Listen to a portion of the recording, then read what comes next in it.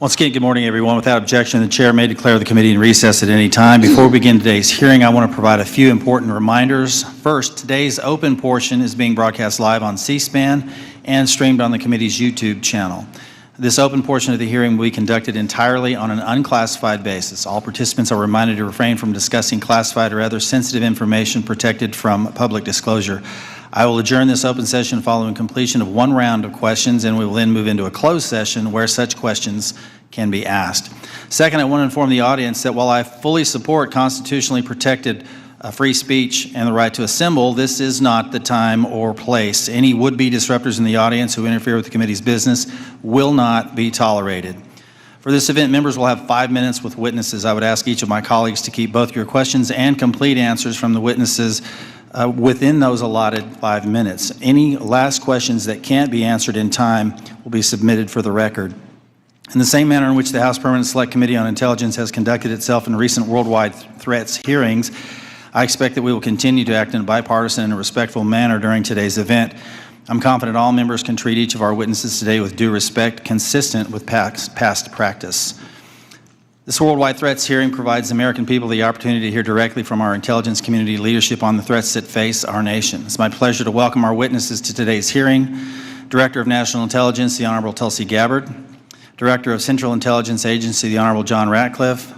Director of the Federal Bureau of Investigation, the Honorable Kash Patel. Director of National Security Agency, General Tim Hawk. Director of Defense Intelligence Agency, Lieutenant General Jeffrey Cruz. Thank you all for being here. First, I want to address an issue that was made public earlier this week regarding a group text message exchange that included several members of President Trump's national security leadership team and a journalist. Yesterday, our colleagues on the Senate Select Committee on Intelligence held their hearing on the annual threat assessment, and unfortunately, instead of exploring the real and existential threats that face our nation, which is the purpose of this hearing, this issue consumed most of their time. While I will address this topic further in my questions, it's my sincere hope that we use this hearing to discuss the many foreign threats facing our nation. I have deep concerns about the state of our national security. The war between Russia and Ukraine has just surpassed 3 years and now includes North Korean troops on the battlefield. Iran remains the world's largest state sponsor of terrorism, supporting terrorist organizations throughout the Middle East like Hezbollah and Hamas, fueling the latter's war with Israel and Gaza. The threat of the Chinese Communist Party, or CCP, has metastasized worldwide, expanding a robust military and espionage capability well beyond the Pacific, including here within the Western Hemisphere. The CCP's aggressiveness in operations below the level of armed conflict continues to grow. For example, they have sponsored cyber attacks against United States critical infrastructure and even recruited a New York State governor's office employee into being an undisclosed agent of the CCP. And after 4 years of a catastrophic open border policy and limited and in many cases no vetting, we have seen an explosion of illegal migrants crossing our border since 2021. In fiscal year 2024, 516 were identified to be known or suspected terrorists, 106 of whom tried to sneak into our country between ports of entry. And these are just the ones we caught of the nearly 3 million encounters recorded by Customs and Border Protection. We've also seen an ISIS-affiliated human smuggling network bringing more than 400 migrants into the United States. And this occurs through networks associated with cartels and gangs from Sinaloa to CJ&G, who present an unacceptable risk to the security of the American people. In the midst of such threats, many have understandably lost trust in the intelligence community. One reason I'm particularly concerned about is the pattern of lapses I've seen in analytic integrity and objectivity in some of the assessments provided by the IC in the last few years. From President Trump-Russia collusion fiasco to the origins of the COVID-19 pandemic to anomalous health incidents, there have been numerous instances of the IC suppressing certain reporting, using substandard reporting to support a pre-decided thesis, and failure or refusal to consider plausible alternative analyses. That, combined with many other examples of weaponized government, results in a situation where the United States is facing very real threats, while many of our citizens lack trust in those they empower to inform on our counter these threats. Look, I've been honored to serve our country for many years now, first as an explosive ordnance disposal technician in the Army, now as a representative for the 1st District of Arkansas and chairman of this committee. In my time here, I've traveled the world and met with countless IC employees, from everyday Americans doing challenging and often dangerous work of intelligence to agency directors like yourselves. The vast majority of those people are honest, hardworking, patriotic Americans that silently and without accolades do difficult jobs, often in austere places, sacrificing time with their families and in some cases putting themselves in danger, all in order to serve the United States. These silent warriors deserve our gratitude and our respect. They do not deserve to have their reputations besmirched by poor leadership. Unfortunately, in recent years, we've seen instances of politicized, self-serving, dishonest leaders sustaining the reputation of our institutions and patriots by abusing the powers and sacred trust given to them by the American people. We have some real work to do. You in your roles as leaders of prestigious organizations and us as members of this committee charged with conducting honest and rigorous oversight must ensure that our institutions work for the American people. Those that don't uphold the stringent standards of integrity that the American people expect and deserve must be held accountable. In the instances where trust is breached, those involved must be held accountable. This will help rebuild the trust between the American people and those that serve them in the intelligence community. Today, we need you to be candid about the threats facing the United States. I have deep concerns that many threats have been downplayed or not taken seriously enough for some time, particularly in the homeland and the Western Hemisphere. I look forward to hearing your assessment. Thank you again to our witnesses for being here today, and with that, I want to yield to the distinguished ranking member, Mr. Himes, for his opening statement. Thank you, Mr. Chairman, and good morning and welcome to our witnesses. As the Chairman said, this hearing is an important opportunity for our committee and the American people to hear directly from the senior leadership of the intelligence community about the threats that our nation faces. I read the unclassified report and I found a lot of continuity in the IC's assessment about critical threats to our national security compared to last year's assessment. The IC continues to see threats from our principal adversaries, China, Russia, Iran, and North Korea. I must say, though, that after these last 2 months, I'm worried that the call may be coming from inside the House. This report calls Russia, and I quote, an enduring potential threat to U.S. power, presence, and global interests. But as far as I can tell, we're now on Team Kremlin. We vote with them and against our allies in the United Nations. We humiliate President Zelensky in the Oval Office. The President's chief Russian negotiator, Steve Witkoff, is repeating Russian talking points and participating on a madcap signal chat about an attack on Yemen while inside Russia. USAID is gone, and with it, all American soft power. If I had time, I would ask the generals at this table about what it means to our national security to give up our soft power. We're no longer helping struggling nations in Africa. China, or worse, terrorists, are filling the vacuum. I wonder how many of those African countries will be named in next year's threat assessment. Thanks to DOJ, the men we paid to guard the most vicious ISIS terrorists in the world in Syria walked off the job. Do you think we'll see their names in this document next year? Elon Musk fired the people who maintain our nuclear weapons. Does that feel like a threat to you? Apparently, all of this mayhem is cheered by the President of the United States and by 20-somethings with laptops and nicknames like Big Balls. But I've been doing this for a long time, and I know that Moscow and Beijing and Tehran and Pyongyang cannot believe their luck. Now we come to learn that people in the most dangerous and sensitive jobs on the planet put extremely specific pre-decisional discussions about a military attack on signal which could be intercepted by the Russians and the Chinese. Everyone here knows that the Russians or the Chinese could have gotten all of that information, and they could have passed it on to the Houthis, who easily could have repositioned weapons and altered their plans to knock down planes or sink ships. I think that it's by the awesome grace of God that we are not mourning dead pilots right now. The two general officers sitting at the table and the people who work for all of you know that if they had set up and participated in the signal chat, they would be gone. And they know that there's only one response to a mistake of this magnitude. You apologize, you own it, and you stop everything until you can figure out what went wrong and how it might not ever happen again. But that's not what happened. The Secretary of Defense responded with a brutal attack on the reporter who did not ask to be on the signal chain.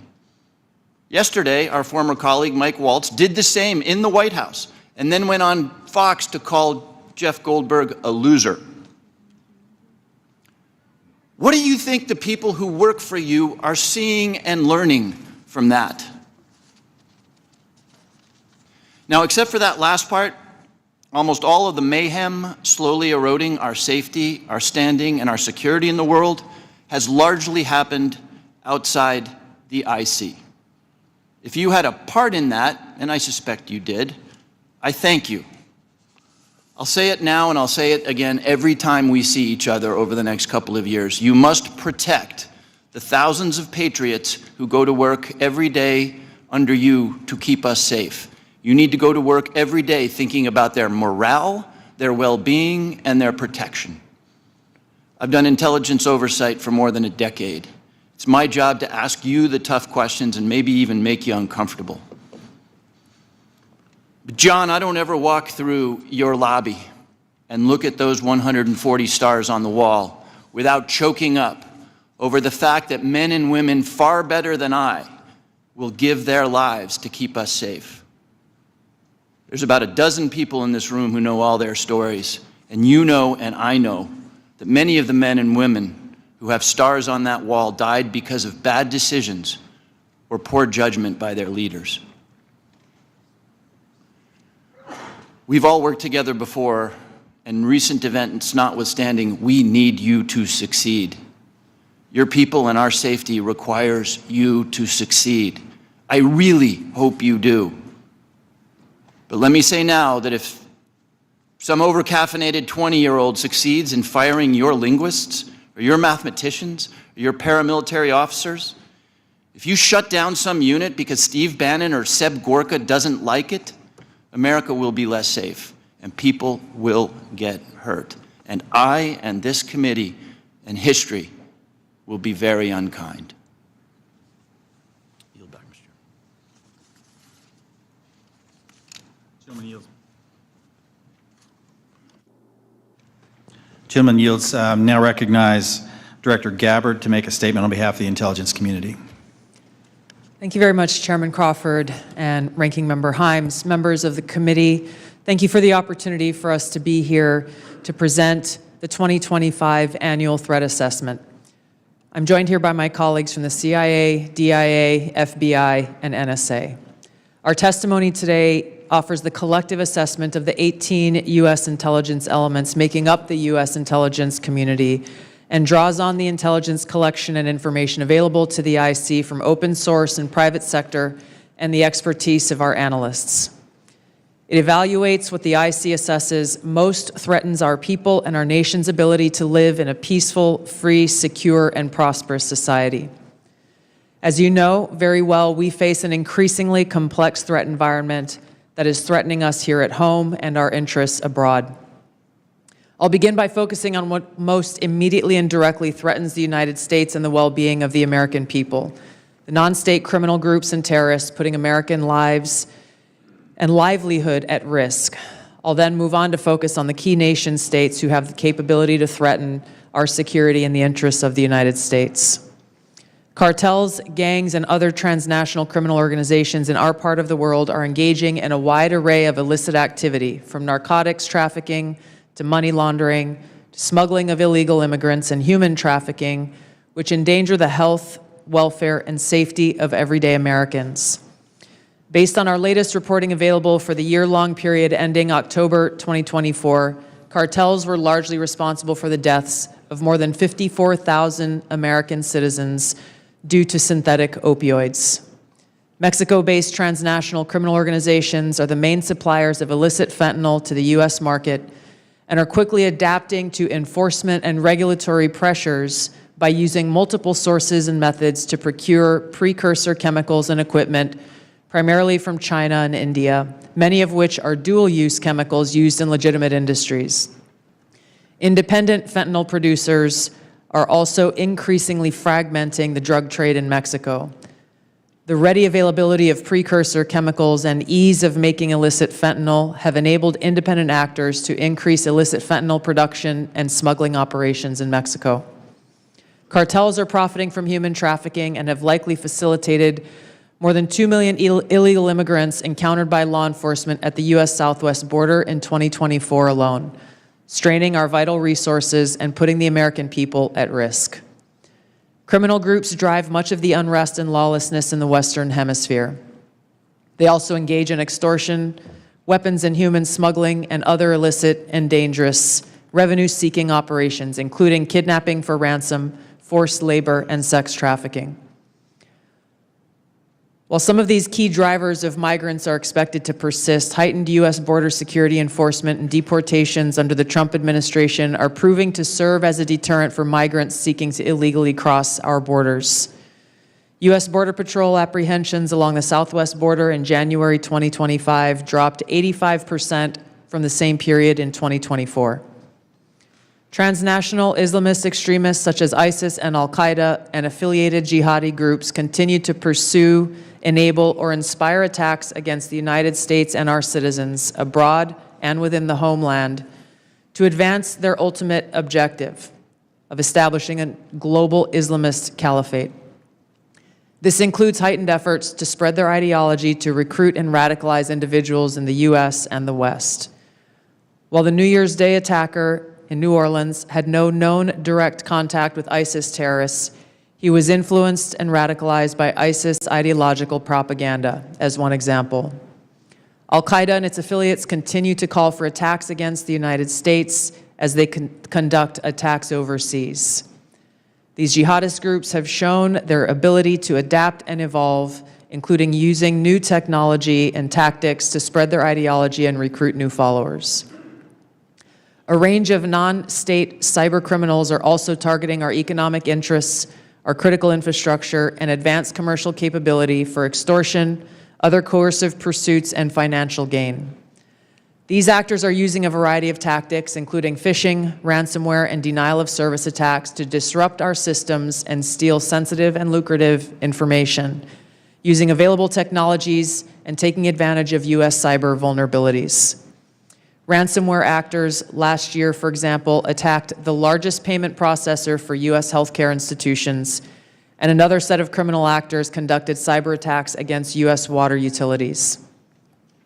Some of these non-state cyber actors also operate as proxies for or emulate similar activities being carried out by major state actors.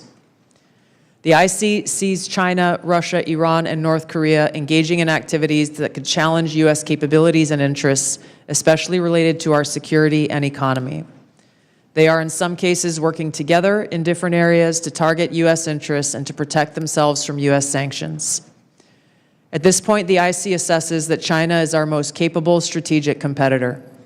Under the leadership of Xi Jinping, the People's Republic of China seeks to position itself as a leading power in the world stage, economically, technologically, and militarily.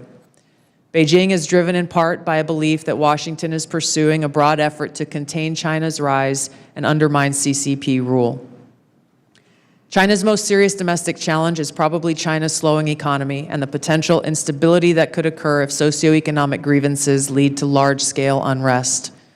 Growing economic tensions with the United States and other countries could also weigh on China's plans for economic growth and domestic job creation.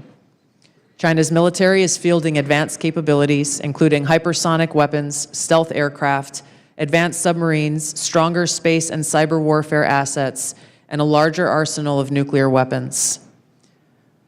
While it appears they would like to develop and maintain positive ties with the United States and the Trump administration to advance its own interests and avoid conflict, China is building its military capability in part to gain an advantage in the event of a military conflict with the United States around the issue of China's efforts towards unification with the Republic of China or Taiwan. Beijing is advancing its cyber capabilities for sophisticated operations aimed at stealing sensitive U.S. government and private sector information and pre-positioning additional asymmetric attack options that may be deployed in a conflict. China's cyber activities have been linked to multiple high-profile breaches, including last year's massive compromise of U.S. telecom infrastructure, commonly referred to as Salt Typhoon. Beijing currently dominates global markets and strategically important supply chains, for example, with the mining and processing of several critical minerals. In December, China imposed an export ban to the United States on gallium, germanium, and antimony, all of which are important to the production of semiconductors and our defense technologies. This was in direct response to U.S. export controls on chips designed to broadly limit PRC access to advanced chips and chip-making equipment. China also aims to compete in other critical global industries, including AI, legacy semiconductor chip production, biomanufacturing and genetic sequencing, and medical and pharmaceutical supply production. Russia's nuclear and conventional military capabilities, along with its demonstrated economic and military resilience, make it a formidable competitor. Moscow has more nuclear weapons than any other nation that could inflict catastrophic damage on the United States and the world in the event of a major war that Russian leaders feared put them and their regime at serious risk. In late 2024, Russia announced updates to its public nuclear doctrine, expanding the conditions under which Russia would consider using nuclear weapons. Russia is building a more modern and survivable nuclear force designed to circumvent U.S. missile defense through reliable retaliatory strike potential. It intends to deter the U.S. by holding the U.S. homeland at risk and by having the capabilities to threaten nuclear war in a conflict. Russia's developed advanced cyber capabilities and has attempted to pre-position access to U.S. critical infrastructure for asymmetric options and make it a persistent cyber threat. Russia's cyber activities have been linked to multiple high-profile breaches, including the 2023 hack of Microsoft. Russia is also fielding new capabilities in anti-satellite weapons meant to degrade U.S. and allied space infrastructure. Among Russia's most concerning developments is a new satellite intended to carry a nuclear weapon as an anti-satellite weapon, violating long-standing international law against such activity and putting the U.S. and global economy at risk. Iran continues to seek to expand its influence in the Middle East, despite the degradation to its proxies and defenses during the Gaza conflict. Iran has developed and maintains ballistic missiles, cruise missiles, and UAVs, including systems capable of striking U.S. targets and allies in the region. They've shown a willingness to use these weapons, including during a 2020 attack on U.S. forces in Iraq and in attacks against Israel in April and October 2024. Iran's cyber operations and capabilities also present a serious threat to U.S. networks and data. The IC continues to assess that Iran is not building a nuclear weapon, and Supreme Leader Khamenei has not authorized the nuclear weapons program that he suspended in 2003. We continue to monitor closely if Tehran decides to reauthorize its nuclear weapons program. In the past year, we've seen an erosion of a decades-long taboo in Iran on discussing nuclear weapons in public, likely emboldening nuclear weapons advocates within Iran's decision-making apparatus. Iran's enriched uranium stockpile is at its highest levels and is unprecedented for a state without nuclear weapons. Iran will likely continue efforts to counter Israel and press for a U.S. military withdrawal from the region by aiding, arming, and helping to reconstitute its loose consortium of like-minded terrorist actors, which it refers to as its axis of resistance. Although weakened, this collection of actors still presents a wide range of threats, including to Israel's population and U.S. forces deployed in Iraq and Syria, as well as U.S. and international military and commercial shipping and transit. North Korean leader Kim Jong-un is pursuing stronger strategic and conventional capabilities that can target U.S. forces and allies in the region, as well as the U.S. homeland, to bolster North Korea's leverage and stature, defend its regime, and achieve at least tacit recognition as a nuclear weapons power. Kim's recently cemented strategic partnership with Russia supports these goals by providing him with greater financial, military, and diplomatic support, reducing its reliance on China, and providing North Korean forces and weapons systems with warfighting experience. Kim views his strategic weapons advances, its deepening ties with Russia, and its economic durability as strengthening his negotiating position against Washington's demands for denuclearization and lessening Kim's need for sanctions relief.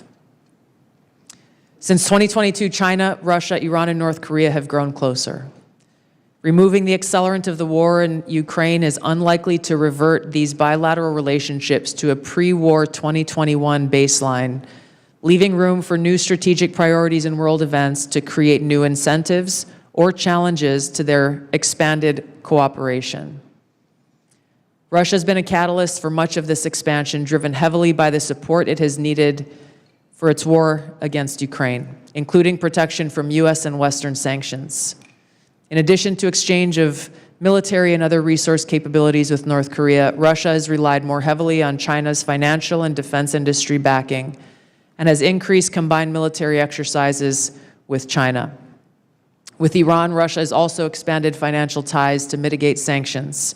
Iran has become a critical military supplier to Russia, especially of UAVs, in exchange for Russian technical support for Iranian weapons, intelligence, and advanced cyber capabilities.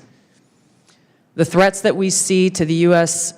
to U.S. national security are both complex and multifaceted. In closing, I want to address briefly the signal chat issue that I know many of you are concerned about. The President and National Security Advisor Waltz held a press conference yesterday with a clear message. It was a mistake that a reporter was inadvertently added to a signal chat with high-level national security principals having a policy discussion about imminent strikes against the Houthis and the effects of the strike. The National Security Advisor has taken full responsibility for this, and the National Security Council is conducting an in-depth review along with technical experts working to determine how this reporter was inadvertently added to this chat. The conversation was candid and sensitive, but as the President and National Security Advisor stated, no classified information was shared. There were no sources, methods, locations, or war plans that were shared. This was a standard update to the National Security Cabinet that was provided alongside updates that were given to foreign partners in the region. The Signal Message app comes pre-installed on government devices. In December of 2024, CISA stated, quote, "We strongly urge highly targeted individuals to immediately review and apply best practices provided in the guidance to protect mobile communications, including consistent use of end-to-end encryption." And they named Signal as an app as an example of such an end-to-end encrypted messaging app. Ideally, these conversations occur in person. However, at times, fast-moving coordination of an unclassified nature is necessary where in-person conversation is not an option. I'm also aware that a lawsuit was filed yesterday on this issue. As a result of that pending litigation, I'm limited in my ability to comment further on that specific case. My Office of General Counsel will be in close contact with the Department of Justice on this matter. The most important thing to the American people and to all of us is the success of this military operation against terrorists who have been and continue to attack American service members was extremely successful, thanks to the leadership of President Trump and the actions of our brave men and women in uniform. As the heads of the American people's intelligence community, we will continue to provide the President, you in Congress, and our warfighters with timely, unbiased, relevant intelligence to keep our country secure, free, prosperous, and at peace. Thank you, Mr. Chairman. Thank you, Director Gabbard. We now turn to member questions. I'll recognize myself for 5 minutes. I want to talk about, before I get into the threats, I want to talk about something we've talked about in this committee and in this setting before. We've had IC agency leaders commit to complying with our document requests but not follow through. And I don't know if this is due to direction from previous administration or middle management obstruction, but I find it completely unacceptable. In fact, I had to subpoena the NSA in order to cooperate with our AHI investigation last year. As you all know, it's the charge of this committee to conduct rigorous oversight, and part of that oversight is to occasionally requires us that we request documents from your organizations to enable our investigations. We cannot adequately do our jobs without your partnership and your cooperation.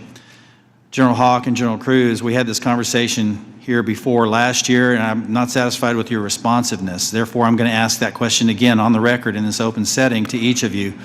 Do I have your unequivocal commitment to cooperating with document or other information requests from this committee, General Hawk? You do, Chairman. Thank you, General. Director Patel. You do, Mr. Chairman. Director Gabbard. Yes, Chairman. Director Ratcliffe. Yes, you do, Chairman and Ranking Member. And I want to start by saying it's good to be back. It's good to see you. And as you all know, I have a special appreciation for the work that this committee does, having previously been a member. I also understand the importance of the oversight role that it has. And so you have my full commitment and my understanding about what your responsibilities are and my obligation to keep you fully and currently informed, and I will do that. Appreciate that. General Cruz. Chairman, of course, you have our continuing support on this critically important effort for the nation. Thank you. I appreciate that. I want to turn now to something that's a topic of conversation and really needs to be, and that's our own neighborhood here in our Western Hemisphere. I mentioned in my opening statement, I'm deeply concerned about encroachment in the Western Hemisphere, not just by China, but other adversaries like Russia and Iran, from Russian military cooperation with and support to Venezuela and Nicaragua, CCP-linked companies' acquisition of critical assets in Central and South America, Iran's defense agreement with Bolivia, the establishment of a technical military cooperation commission including Venezuela, Cuba, China, Russia, and Iran. And I could list several more alarming examples. I'm afraid we focus so much of our attention across the world that we've lost sight of our own neighborhood, leading to the anti-American regimes gaining permanent footholds within striking distance of the homeland. So, Director Gabbard, to the extent that you can discuss it in this setting, what is the intelligence community's assessment of adversary encroachment in the Western Hemisphere? Thank you, Mr. Chairman. We'll be able to go into greater detail in the closed session, but the intelligence community assessment reflects what you have just detailed and outlined. The continued competition, encroachment, and investments that are occurring in the Western Hemisphere have rapidly increased and continue to pose a threat both to our economic interests and to our security. Every day there are new reports of further attempts, one just recently that came up yesterday with investments that are being made in the southeast part of the United States. Again, I'll go into this further in a closed setting, but the intelligence assessments that we are receiving are being shared with senior cabinet officials, Department of Energy, Commerce, Treasury, those who are working alongside us to not only monitor, but to determine the best policies that will protect our interests. Thank you. I want to turn to Director Patel real quick in the time that I have left. If you can flesh this out for me just a little bit. You indicated something that caught my attention in the proceeding yesterday, and that was your involvement with the Judicial Drug Task Force that you partner with at the state level, and how that has yielded positive results with regard to cartel activity. Can you put a little finer point on that to describe those partnerships in the 53 seconds we have remaining? Yeah, I'll try to be brief. Mr. Chairman, Mr. Vice Chairman, thanks for having us, Ranking Member. My priorities at the FBI have been to partner with state and local law enforcement in ways that we have not done so before, particularly on information sharing, and it's a two-way street. And in order for us to effectuate drug seizures and narcotics interdictions in the 50 states, we treat them as all border states, because that's what's happening. We have an American citizen die of a drug overdose every 7 minutes. That is wildly out of control and unacceptable. But the FBI cannot do that mandate and secure the American people from Washington, D.C. So we're putting resources in the field. We are working with our partners at the state and local level, and we are seeing immediate results, as we are seeing in Arkansas, as I outlined yesterday, with hundreds of arrests, thousands of pounds of narcotics seized, dozens of weapons, and multiple indictments. Thank you, Director. I'm going to yield and recognize Ranking Member Himes for 5 minutes. Thank you, Mr. Chairman. If there's something I care as much about as the national security of the United States, it's the powers and prerogatives of this Congress and its oversight duties. So I want to spend a minute or so on yesterday's testimony in front of the Senate and direct these questions in particular to Director Patel and Director Gabbard. Yesterday, Senator Heinrich asked, did this conversation, referring to the signal chat, include information on weapons, packages, targets, or timing? Director Patel, you said not that I'm aware of. Director Gabbard, you said same answer. This morning we learned that the signal chat included the following update, forward-looking update from the Secretary of Defense. Time now, 11:44 Eastern Time. Weather is favorable. Just confirmed with CENTCOM. We are go for mission launch. 12:15 Eastern Time. F-18 launch. First strike package. 13:45 trigger-based F-18. First strike window starts. Target terrorist is at his known location, so should be on time. Also, strike drones launch. MQ-9s. 14:10. More F-18s launch. Second strike package. Do either of the directors want to reflect on their testimony yesterday in the context of what I just read?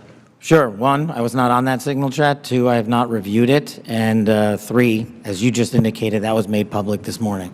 But, Director, you didn't, prior to yesterday's Senate, you were on the signal chat, correct? No. Okay, but did you review the material on the signal chat? No, I wasn't Okay. on it. Director Gabbard? Yes, Ranking Member. My answer yesterday was based on my recollection, or the lack thereof, on the details that were posted there. I was not, and what was shared today reflects the fact that I was not directly involved with that part of the signal chat, and replied at the end reflecting the effects, the very brief effects that the National Security Advisor had shared. So it's your testimony that less than 2 weeks ago, you were on a signal chat that had all of this information about F-18s and MQ-9 Reapers and targets on strike, and you in that 2-week period simply forgot that that was there. That's your testimony? My testimony is I did not recall the exact details of what was included there. That was not your testimony. Your testimony was that you were not aware of anything related to weapons packages, targets, and timing. As the testimony yesterday continued on, there were further questions related to that, where I acknowledged that there was conversation about weapons, and I don't remember the exact wording that I used, but I did not recall the specific details that were included. Director Gabbard, you've reasserted that there was no classified information. I think we can all agree that that information shouldn't have been out there. But let me ask you this. Are you familiar with the ODNI's classification guidance? I'm familiar I've with actually it. got a copy right here. If I read you a part of that guidance, I wonder if you could tell me what the level of classification indicated is. I'm reading from your classification guidance. And the criteria is information providing indication or advance warning that the U.S. or its allies are preparing an attack. Do you recall what your own guidance would suggest that be classified? I don't have the specifics in front of me, but it would point to what was shared would fall under the DoD's classification system and the Secretary of Defense's authority. So let me help you, because there's a very clear answer. And what is not. I guess you don't have it, but information providing, this is the ODNI guidance, information providing indication or advance warning that the U.S. or its allies are preparing an attack should be classified as top secret. Do you disagree with that? I don't disagree with that. I just point out that the DoD classification guidance is separate from the ODNI's classification guidance. Do you think it would be And materially different? Ultimately, the Secretary of Defense holds the authority to classify or declassify. Do you think it's likely that DoD guidance is materially different from what I just read? I haven't reviewed the DoD guidance, so I can't comment.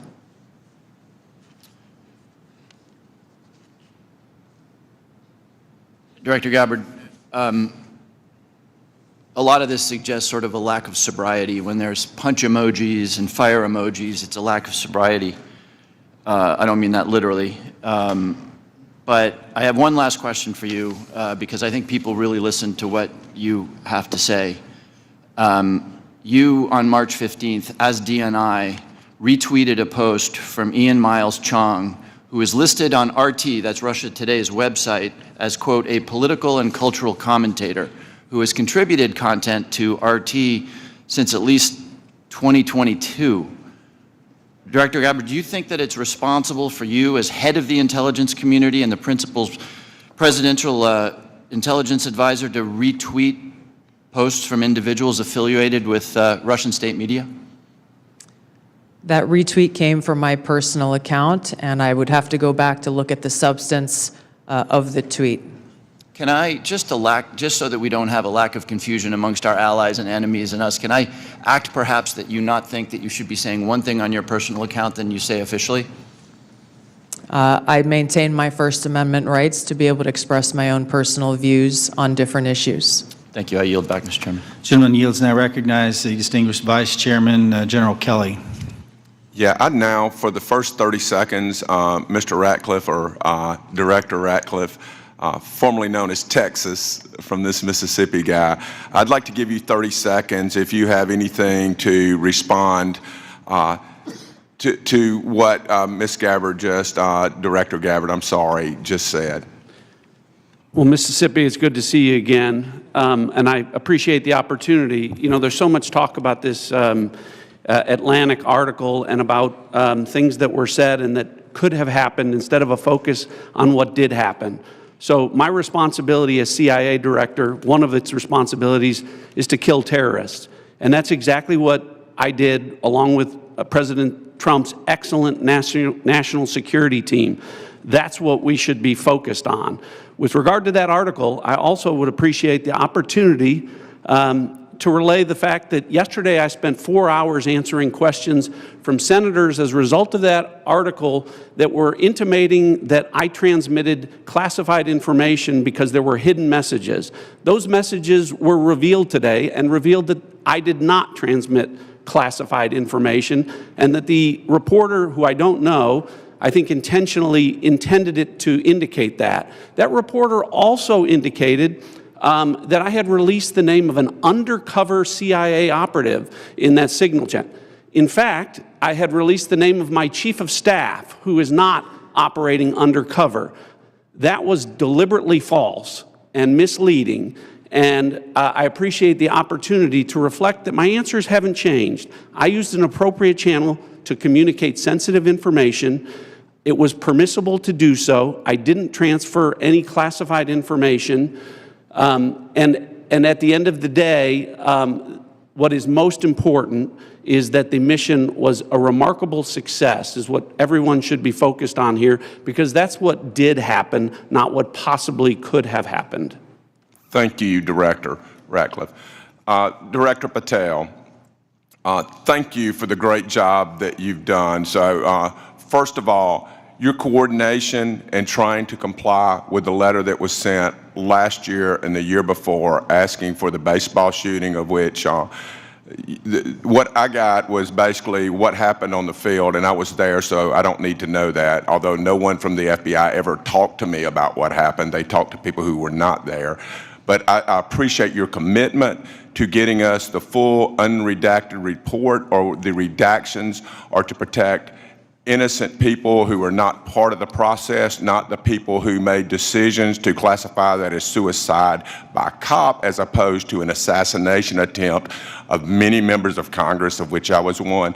Thank you for your commitment, Director Patel, because I know that you will give us what we have asked for so that we can put this to rest, Mr. Winstrup, myself, and several others. Can I get your commitment to do that, Director Patel? In fact, I just got an update, Mr. Vice Chairman, from my team. You'll have all of those materials to you and your committee by the close of business today, or at the latest tomorrow morning. And just really quickly, Director Ratcliffe, and I don't want to go over time. I think it's so important for everybody to have their time. Can you tell me the impact that DOJ has had in causing you to fire people you shouldn't have fired, or release people who are instruments of national security no longer there? Tell me if you've had any impact specifically that DOJ has caused you to lose someone who was necessary for national security. Given the fact that as of this date, no one from DOJ has been on the CIA campus, and I've had no direct communication with DOJ other than conversations with Elon Musk at cabinet meetings, I would say the impact is zero. Director Patel? I'm in a similar situation. We do work with DOJ on government efficiencies, but I have not seen any negative impacts at the FBI. Thank you very much. And Director Gabbard, it's good to see you again, too. You know, I think we were freshmen together, you and I and Director Ratcliffe, and I'm here and you guys are like there. Have you seen any impact across the whole IC that DOGE has caused things that you can't respond to? Yeah. Thank you, Congressman. It's great to see you all again here.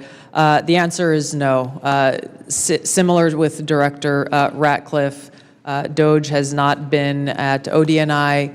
The President understands the essential national security mission that we have, and we are going through our own internal assessments to ensure we're achieving the effects in an efficient way that is responsible to the American taxpayer.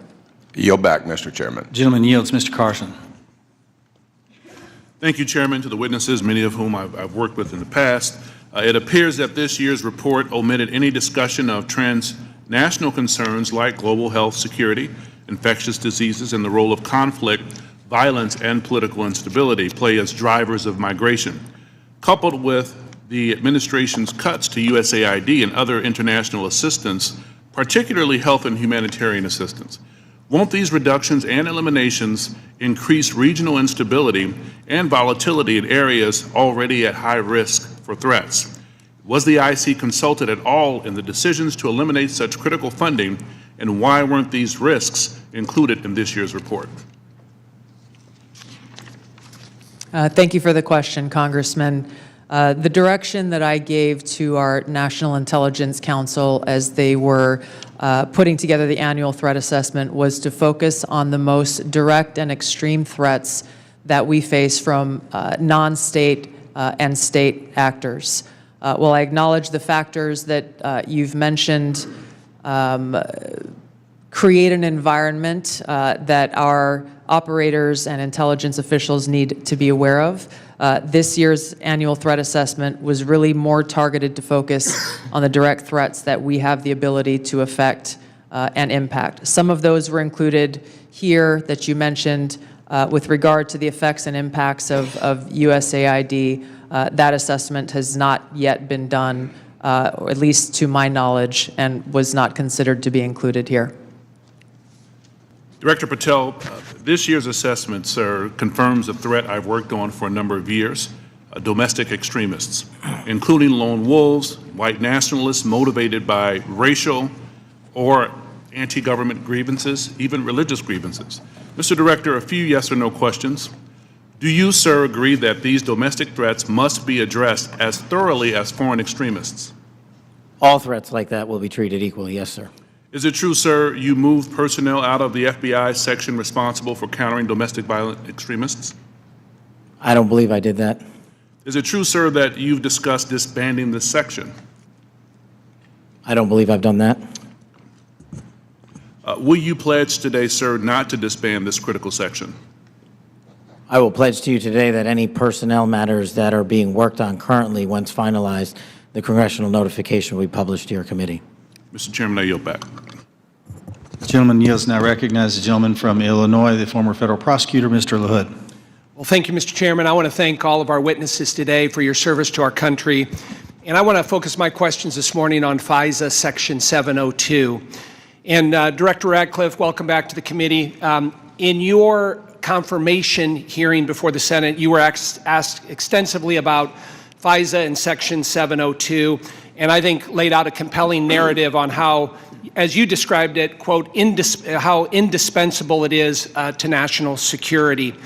And you were also asked about a warrant requirement on Section 702. And your answer to that was, quote, on whether a warrant makes sense on 702, your quote was, the answer is no. We're talking about national security issues where sometimes minutes matter in the ability to disrupt or interdict the bad actors or to act upon the intelligence that you can gain from that, unquote. Director, I wanted to ask you, is that still your belief today regarding the warrant requirement? Congressman, it absolutely is. You've accurately reflected my prior testimony. It is also my testimony that 702 is indispensable to our intelligence picture, and the loss of it would be catastrophic to CIA. And the reason that I say that from this position is Not only is 50% of all of our critical analysis provided to the President as Commander-in-Chief in the President's daily brief 702 derived, 70% of CIA's success with regard to advanced weapons counterproliferation is the result of 702 collected information. And finally, 90% of CIA's successful interdictions with regard to synthetic drugs like fentanyl are the result of 702 collection. It's absolutely indispensable to the work that CIA does, and I'm glad that you gave me the opportunity to reflect that to this committee. Thank you, Director. And just to ask a follow-up on that, as you know, in the House last year when we had our FISA reform and Section 702 reform measures put in place, you know, we had a debate, robust debate on the House floor regarding the warrant requirement. It was a very, very close vote, 212 to 212. Director Ratcliffe, what can you tell our members to alleviate and reassure them on, again, the harm that a warrant requirement would do to 702? Well, Congressman, it would impose a de facto ban on lawfully querying previously collected data to find threats against U.S. persons and government officials. So that would be, again, catastrophic to our efforts to keep our community safe. And I would also point out, because I know that these are legitimate concerns with regard when we talk about FISA and 702 specifically, everyone on this committee recalls that when I was a member, I also called out FISA abuses when they occurred. And I don't want there to be any violation of Americans' civil liberties and Fourth Amendment rights. But I would point to the CIA's, frankly, impeccable record of compliance, and we can talk about that more in a closed session. Thank you, Director. Director Patel, I want to turn to you. Similar in your Senate confirmation, you were asked extensively about 702. And as you know, in our bill that we passed last year, we put lots of reforms and changes and protocols in place for the FBI. And I know that you're supportive of many of those. Specifically on the impracticalities of a warrant requirement on 702, you were quoted as saying, when you were asked about it, it is almost impossible to make that function of the warrant requirement work and to serve the national no-fail mission. Is that still your testimony here today? It's great to see you, Congressman, and yes, that's my testimony. Thank you. As you know, the reforms that we put in place were significant, requiring the FBI personnel to get a supervisor or attorney approval to conduct U.S. person inquiries, requiring high-level approvals up to the FBI deputy director level before certain queries are conducted on U.S. elected or appointed officials, candidates, or media personnel, requiring the Department of Justice to audit all U.S. person queries performed by the FBI within 6 months of each query, reducing the number of FBI personnel who have the ability to query. Can you talk about the current implementation of those reforms and how that's going, Director Patel? Absolutely. With probably the most recent one, in terms of 702 query reviews, we only have about 200 left when it comes to U.S. persons, and we will promulgate those findings to you. But as of today, of all the U.S. persons queried in the 702 databases, there's only been one instance of negligent conduct. We have already implemented limited access to those who actually know how to use the FISA process in 702, and we have implemented a direct reporting structure to the Office of Director and the Deputy Director to make sure that anyone, whether it's intentional or unintentional, abuses the 702 query system is brought to our attention immediately, and we will take that on for action directly. And in terms of piggybacking off Director Ratcliffe's, the public defender in me realizes the importance of constitutional due process more than anyone.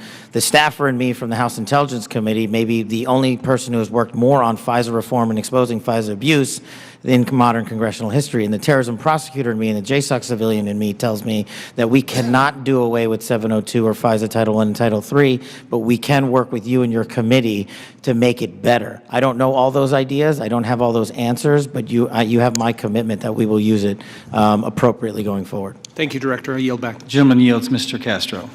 Thank you, Chairman. Tulsi, you and I came into the Congress together in 2013. And Cash, you and I was serving on the Intelligence Committee when you worked on the Intelligence Committee. And John, you and I are both from Texas, and we both served together on the Intelligence Committee. The idea that this information, if it was presented to our committee, would not be classified, y'all know is a lie. That's ridiculous. I've seen things much less sensitive be presented to us with high classification. And to say that it isn't is a lie to the country. I want to ask the generals now. The NSA is principally in charge of intercepting things like signals intelligence from other countries. General, I want to ask you, if your organization, your agency, intercepted something like this from Russia or China or some other country, would you consider this classified information?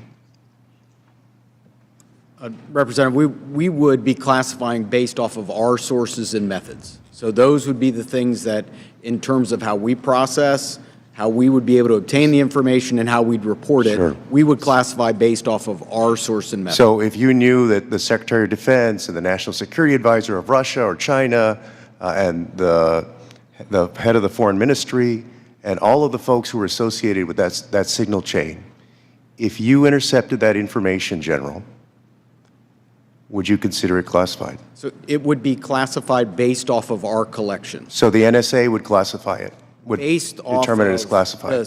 the protection of our own source and method, not necessarily based off the content, but how we collected that information. But it would be classified.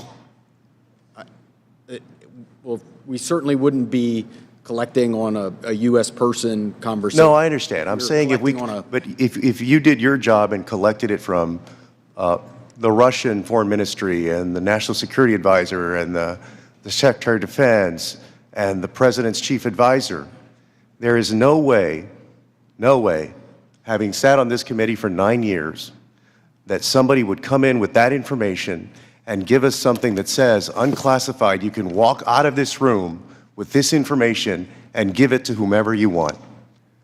You know, with all respect, you and I worked on the committee at the same time. Tulsi, you and I came in together. I've never had an issue of beef with you. John, you and I are both from Texas. Y'all know that's a lie. It's a lie to the country. I want to ask about the Alien Enemies Act really quick while I have time. The President has used the Alien Enemies Act, a wartime authority last used to detain German and Japanese nationals during World War II, to summarily deport people accused of being members of the Venezuelan gang Tren de Agua. To invoke this law, the President must demonstrate that the United States is under invasion by a foreign nation or government. They have alleged that we are under invasion by the Venezuelan government. The idea that we are at war with Venezuela would come as a surprise to most Americans.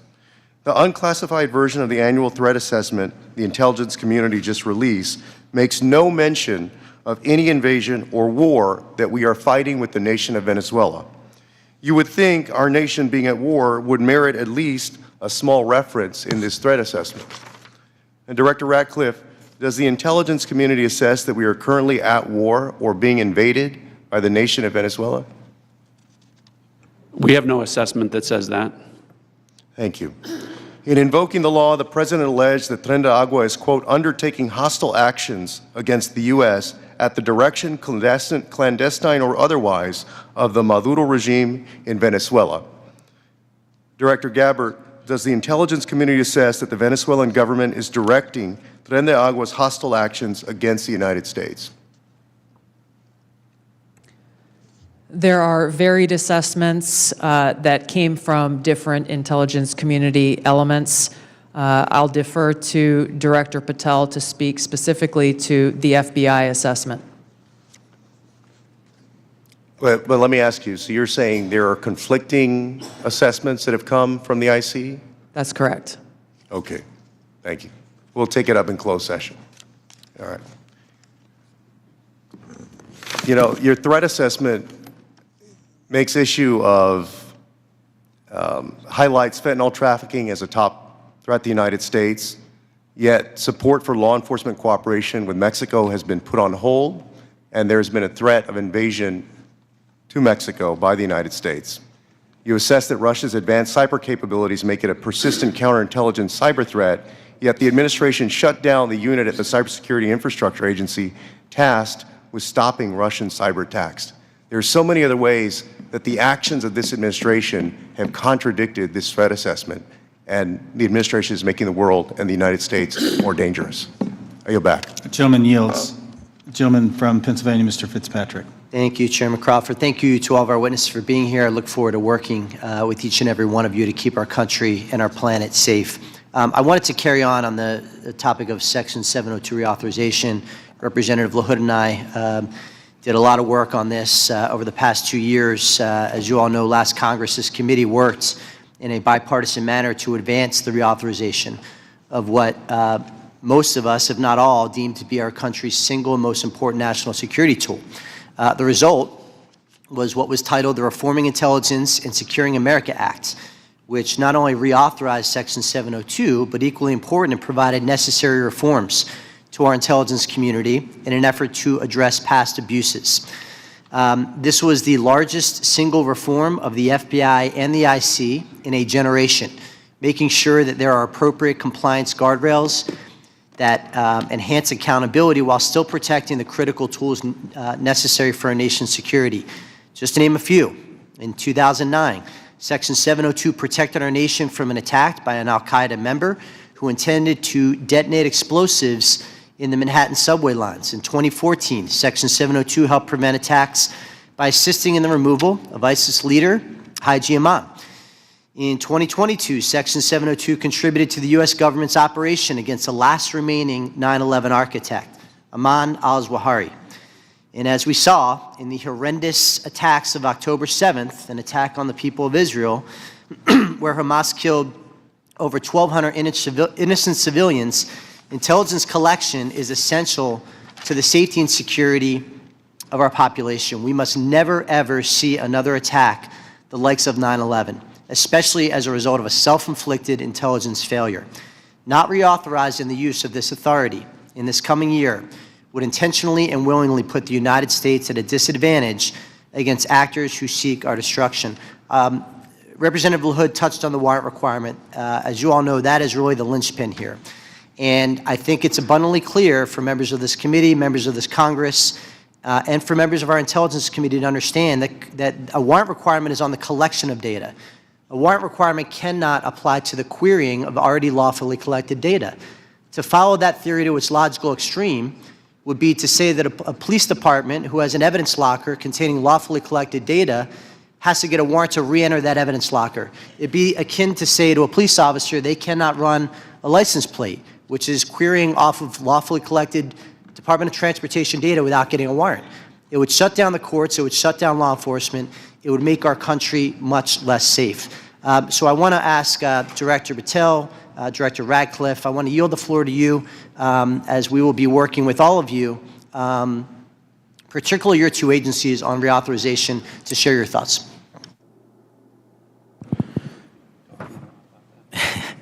So it's great to see you, sir, and thanks for the question. Look, on 702, just to flesh out some of the more specific operational use that I have, it which specifically relates to what you just said. When I was a terrorism prosecutor, we used 702 directly to prevent the shopping mall in Houston from being blown up. We used 702 collection directly to prevent an attack on the state capitol in the state of California. And those individuals were prosecuted and are currently in prison. And balancing that awesome responsibility with the constitutional protections that every American should have when we're talking about U.S. persons specifically is something that I keep in mind on every single decision surrounding 702.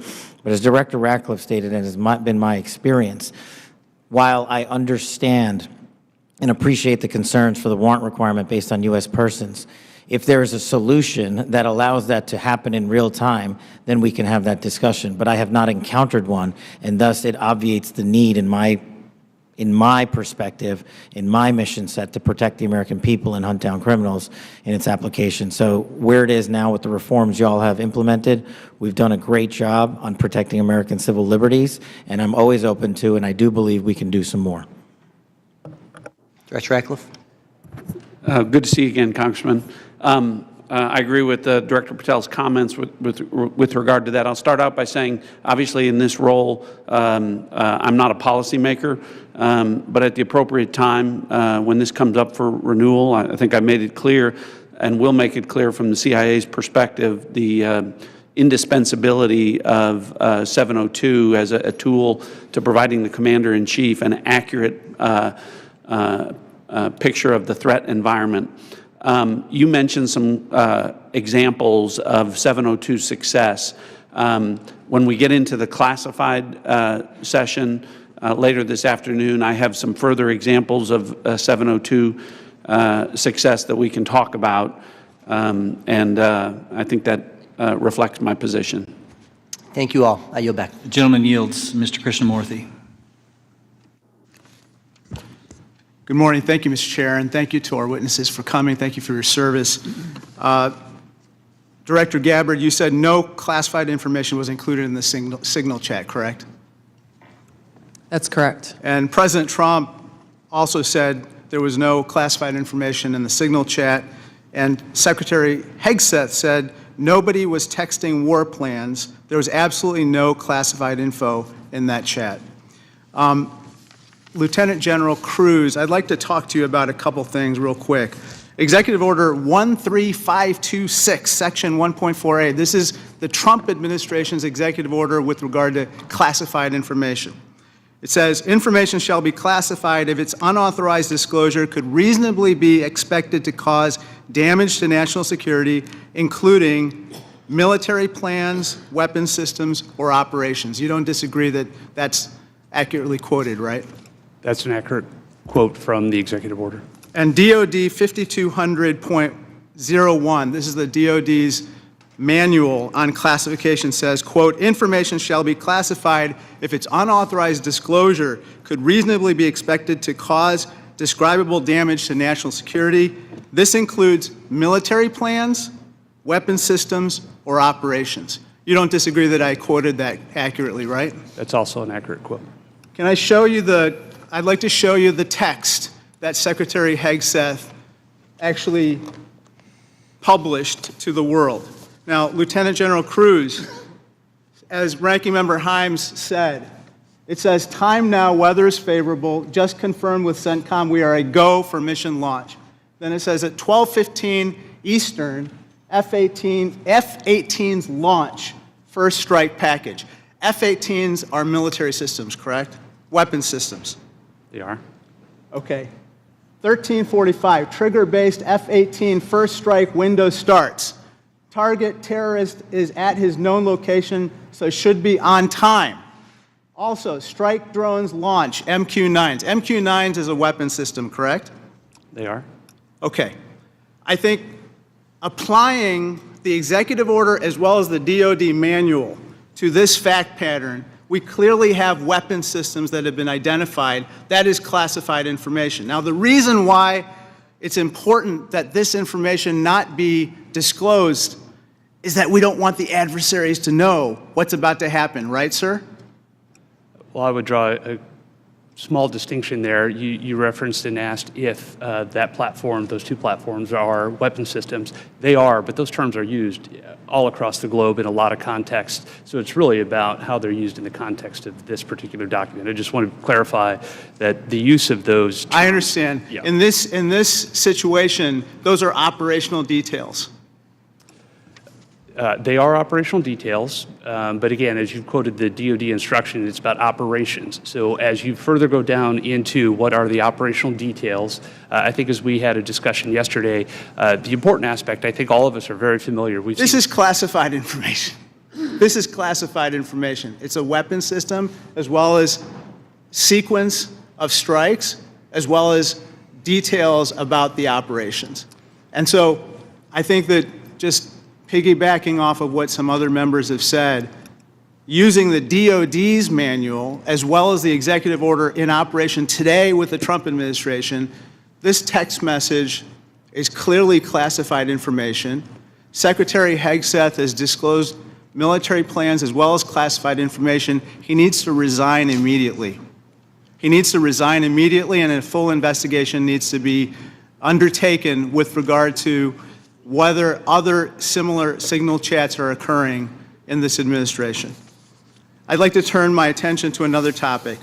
Director Patel, according to the DOJ, in 2022, the FBI led Joint Terrorism Task Force, JTTF, in my hometown of Chicago, valiantly led efforts to prevent a plot to attack Naval Station Great Lakes in Illinois. You don't dispute that, do you, sir?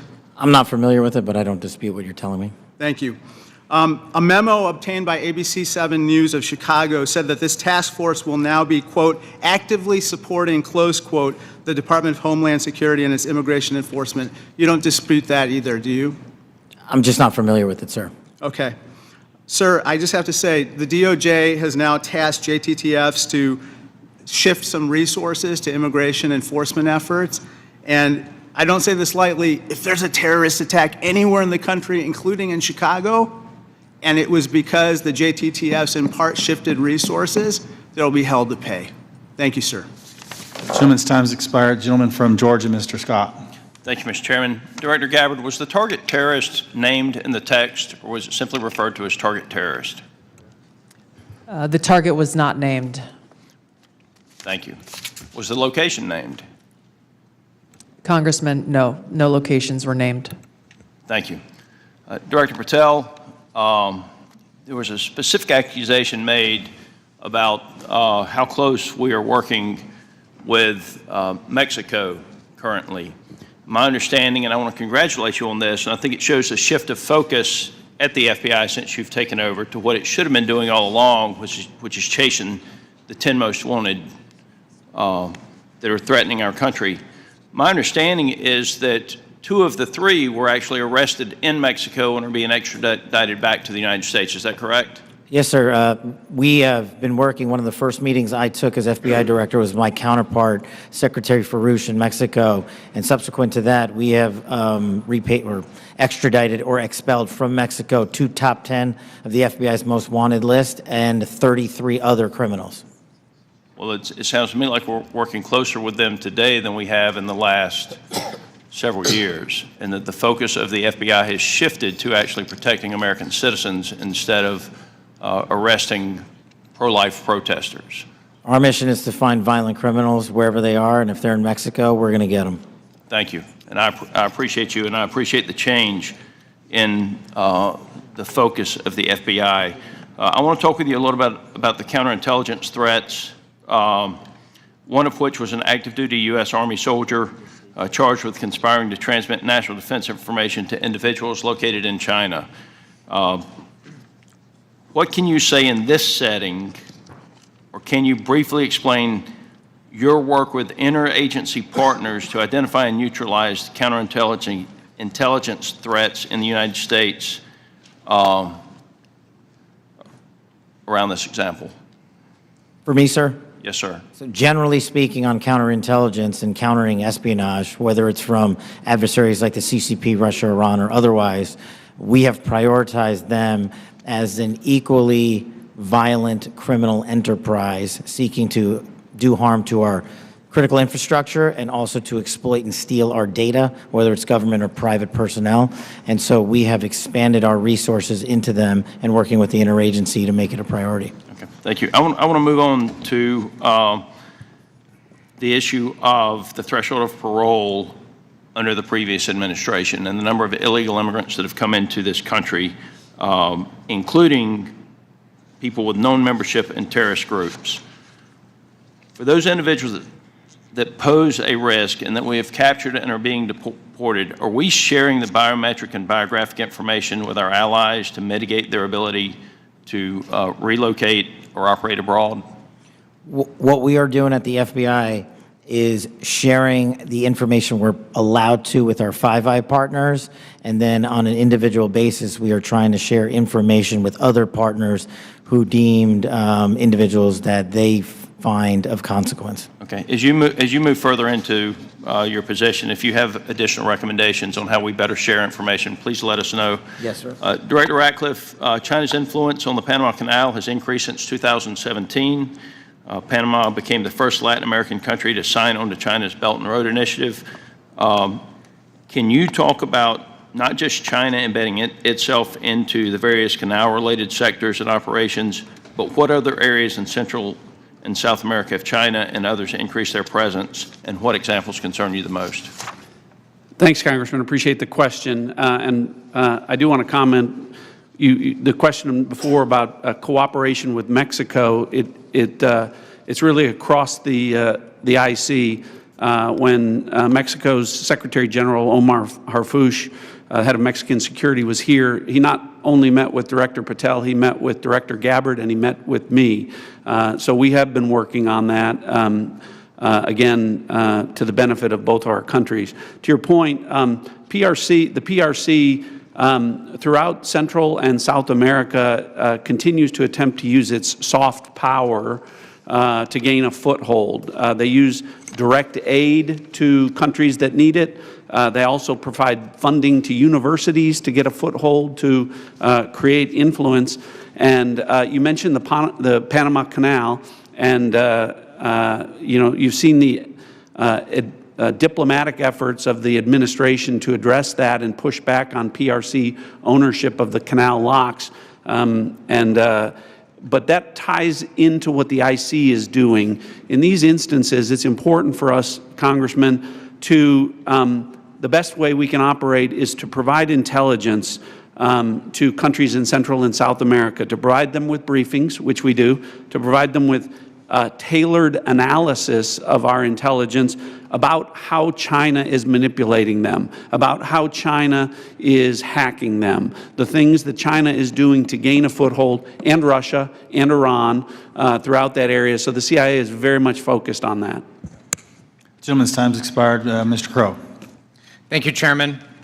General Hawk, the NSA recently warned its employees not to use the Signal app. Is that correct? What we did, Congressman, is we put out cybersecurity advisories on a whole host of systems. On the Signal app that was included in that advisory, right? What we've done is we've put out an advisory on how to use the Signal app and other encrypted applications, because we do encourage our employees and their families to use encrypted. Because there's risk to that app. There are. Okay. General Cruz, DOD also issued a warning about vulnerabilities to the Signal app recently, correct? That's correct. Okay. Director Gabbard, you were on the Signal text chain in question, correct? Yes. As was Mr. Witkoff, the administration's lead negotiator with the Russians, correct? Yes. And at the time, Mr. Witkoff was actually in Russia during this chat discussion, was he not? I was not aware of that. Was he on his personal phone at the time? I don't know. Well, it's my understanding that he was indeed in Russia. Director Gabbard, you were also traveling during this discussion, correct? Yes. And where were you? I was traveling through the Asia-Pacific region. I don't recall which country I was in at that time. You don't remember the country? I'd have to go back and look at the schedule. Director Gabbard, I want to direct your attention again to the text chain where it says, just confirmed with CENTCOM, we are a go for mission launch. Does that indicate to you that there is about to be a military operation? Yes. Director Gabbard, earlier in this hearing, we heard about the DOD's classification standards. I want to now turn my attention to your classification standards. You're the Director of National Intelligence. The Office of the Director of National Intelligence classification guide says, quote, information providing indication or advance warning that the U.S. or its allies are preparing for an attack, end quote, is to be classified as top secret. Are you familiar with that? Yes. Director Gabbard, have the Houthis indicated an ability to shoot down American aircraft? Yes. They have in fact done so, haven't they? Yes. Including MQ-9 Reapers, haven't they? That's correct. And that was one of the systems used in the attack recently that's the subject of this discussion, is it not? Correct. General Cruz, are you familiar with this system? I'm not wearing my glasses at the moment, but... Well, I'll help you out. This is an SA-3 anti-aircraft system. Correct. Are you familiar with this next system? I am. What is it?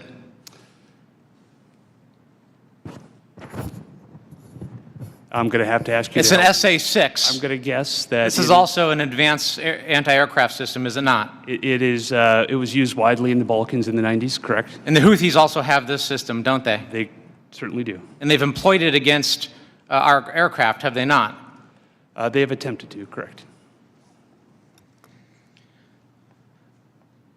I spent my life in service to this country. I deployed 3 times to combat in service to this nation. I learned in that time in service that responsibility is core to leadership. You accept responsibility when things go wrong. You admit mistakes. You set the standard from the very top. It is completely outrageous to me that administration officials come before us today with impunity, no acceptance of responsibility, excuse after excuse after excuse, while we send our men and women downrange to do incredibly difficult, incredibly dangerous things on our behalf. And yet, nobody is willing to come to us and say this was wrong. This was a breach of security and we won't do it again. It is outrageous and it is a leadership failure, and that's why Secretary Hegseth, who undoubtedly transmitted classified, sensitive operational information via this chain, must resign immediately. There can be no fixes, there can be no corrections until there is accountability, and I'm calling on the administration to move forward with accountability. I yield back. Gentleman yields. Gentleman from Texas, Mr.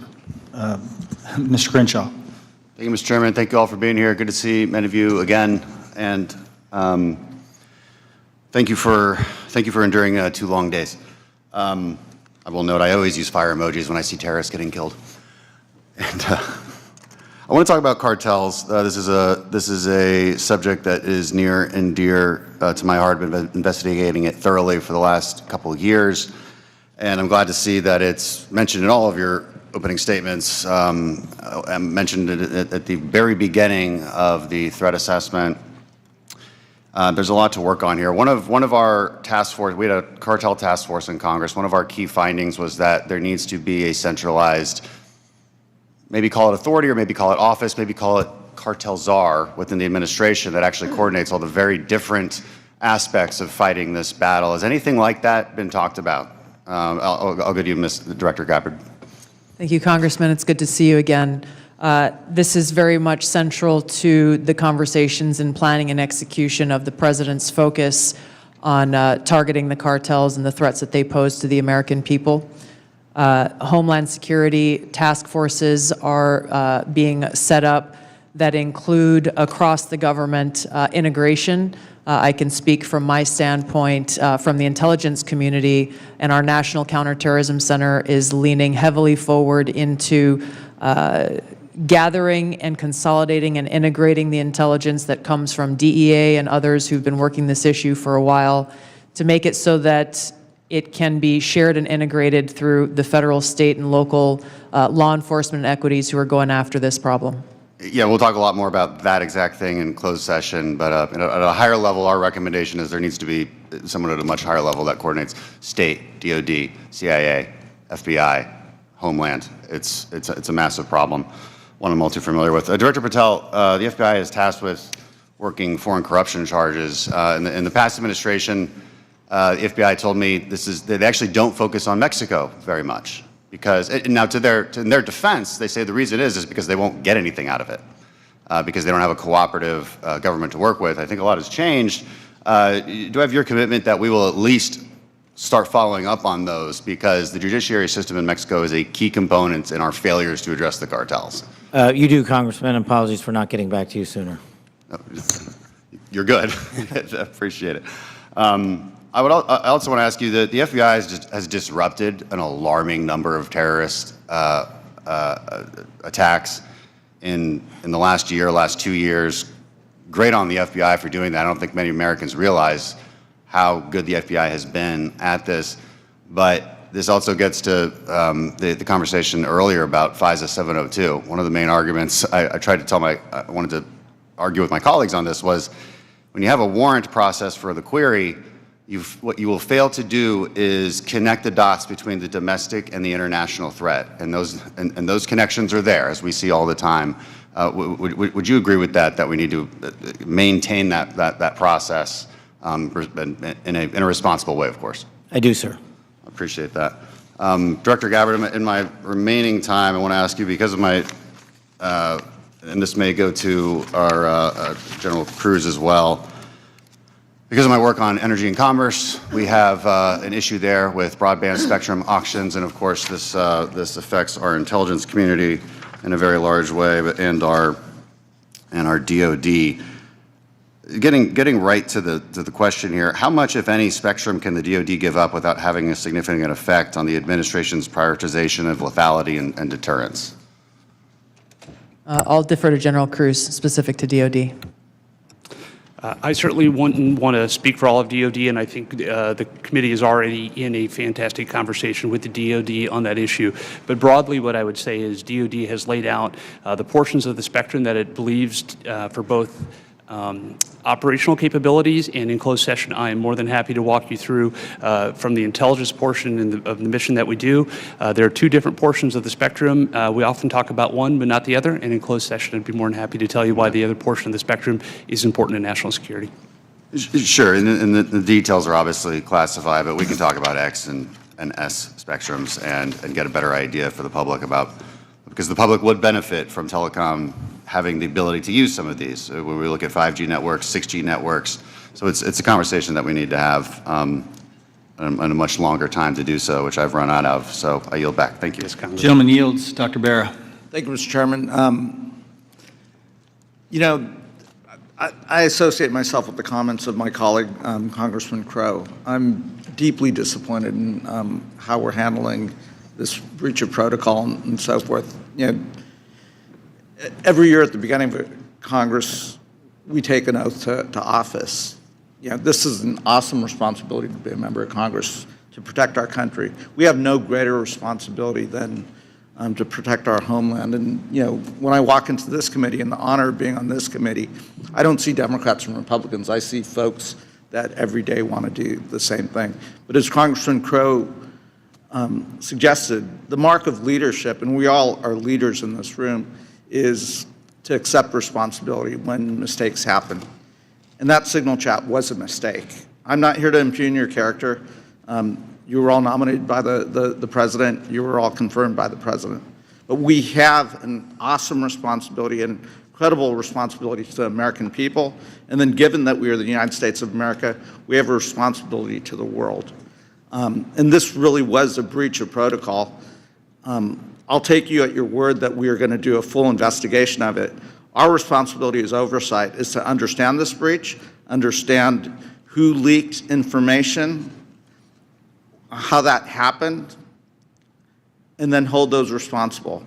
You know, I 100% agree with the chairman in his opening statement. He said, where trust is breached, those responsible need to be held accountable.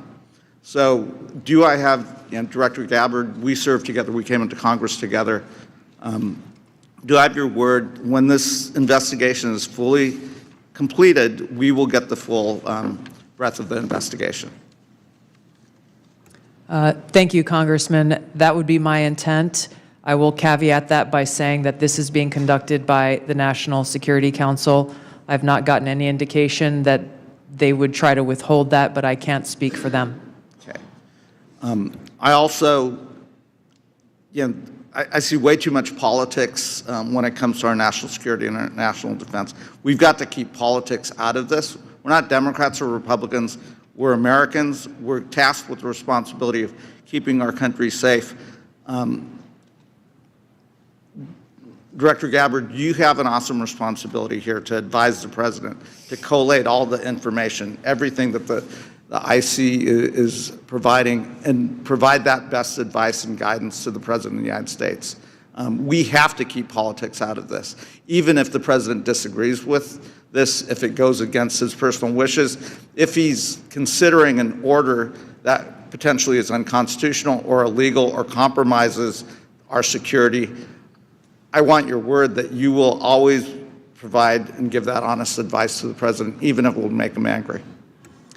Thank you, Congressman. I appreciate the question because, as you said, I do take this responsibility very seriously. And it was my commitment to the President, to the Senate, the American people, that as the Director of National Intelligence, I will ensure to provide the President and all of you as policymakers with that unbiased, relevant, and timely intelligence. And to your specific question, the answer is yes. I will inform the President of that accurate, timely, unbiased intelligence reporting, whether it is something that agrees with an assumption or a view or an objective or not. That's my responsibility to him and to the American people. Great. I would just offer advice. In your role, what you do on your personal devices versus your official devices, you're speaking to the public, and I would just offer, as I conduct myself, what I say personally is always going to be considered Congressman Barra saying it. General Hawk, I've appreciated working with you and have a deep concern about our cyber vulnerabilities. And we will go into some of this in the closed session. But Salt Typhoon is something we take very seriously, as well as Volt Typhoon and the compromises. Can you just briefly give us an update of where we are with those two?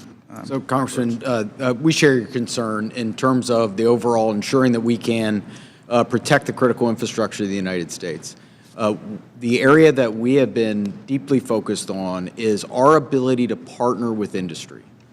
99% of our critical infrastructure is controlled by our industry. So our ability to bring government information to be able to understand what threats look like and the origin of those threats, help inform how industry can defend that and also create the necessary equipment to ensure that we're secure. That partnership continues to grow, and that's really one of our key priorities. And I'll be able to go in closed session into more detail about the specific actions we've done together as an interagency with our industry teammates. Great, thank you. I yield back. Gentleman yields. A gentleman from Pennsylvania, General Perry. Thank you, Mr. Chairman. Thank you, ladies and gentlemen, for your attendance and your service to national security for our country. I'm going to start with Director Patel and then go to Director Gabbard. I'm concerned, like many Americans, about the wide-scale purchase of land, real estate, et cetera, by the Chinese Communist Party or those sanctioned by the party in America, especially those lands proximate to sensitive military sites or sensitive national security sites. Director Patel, I think we can all understand that that could lead to the ease of nefarious activities of numerous sorts. What do you think should be our posture or our policy from a national security standpoint regarding the purchases of these land and the ownership, occupation, utilization, et cetera, by the Communist Party sanctioned use?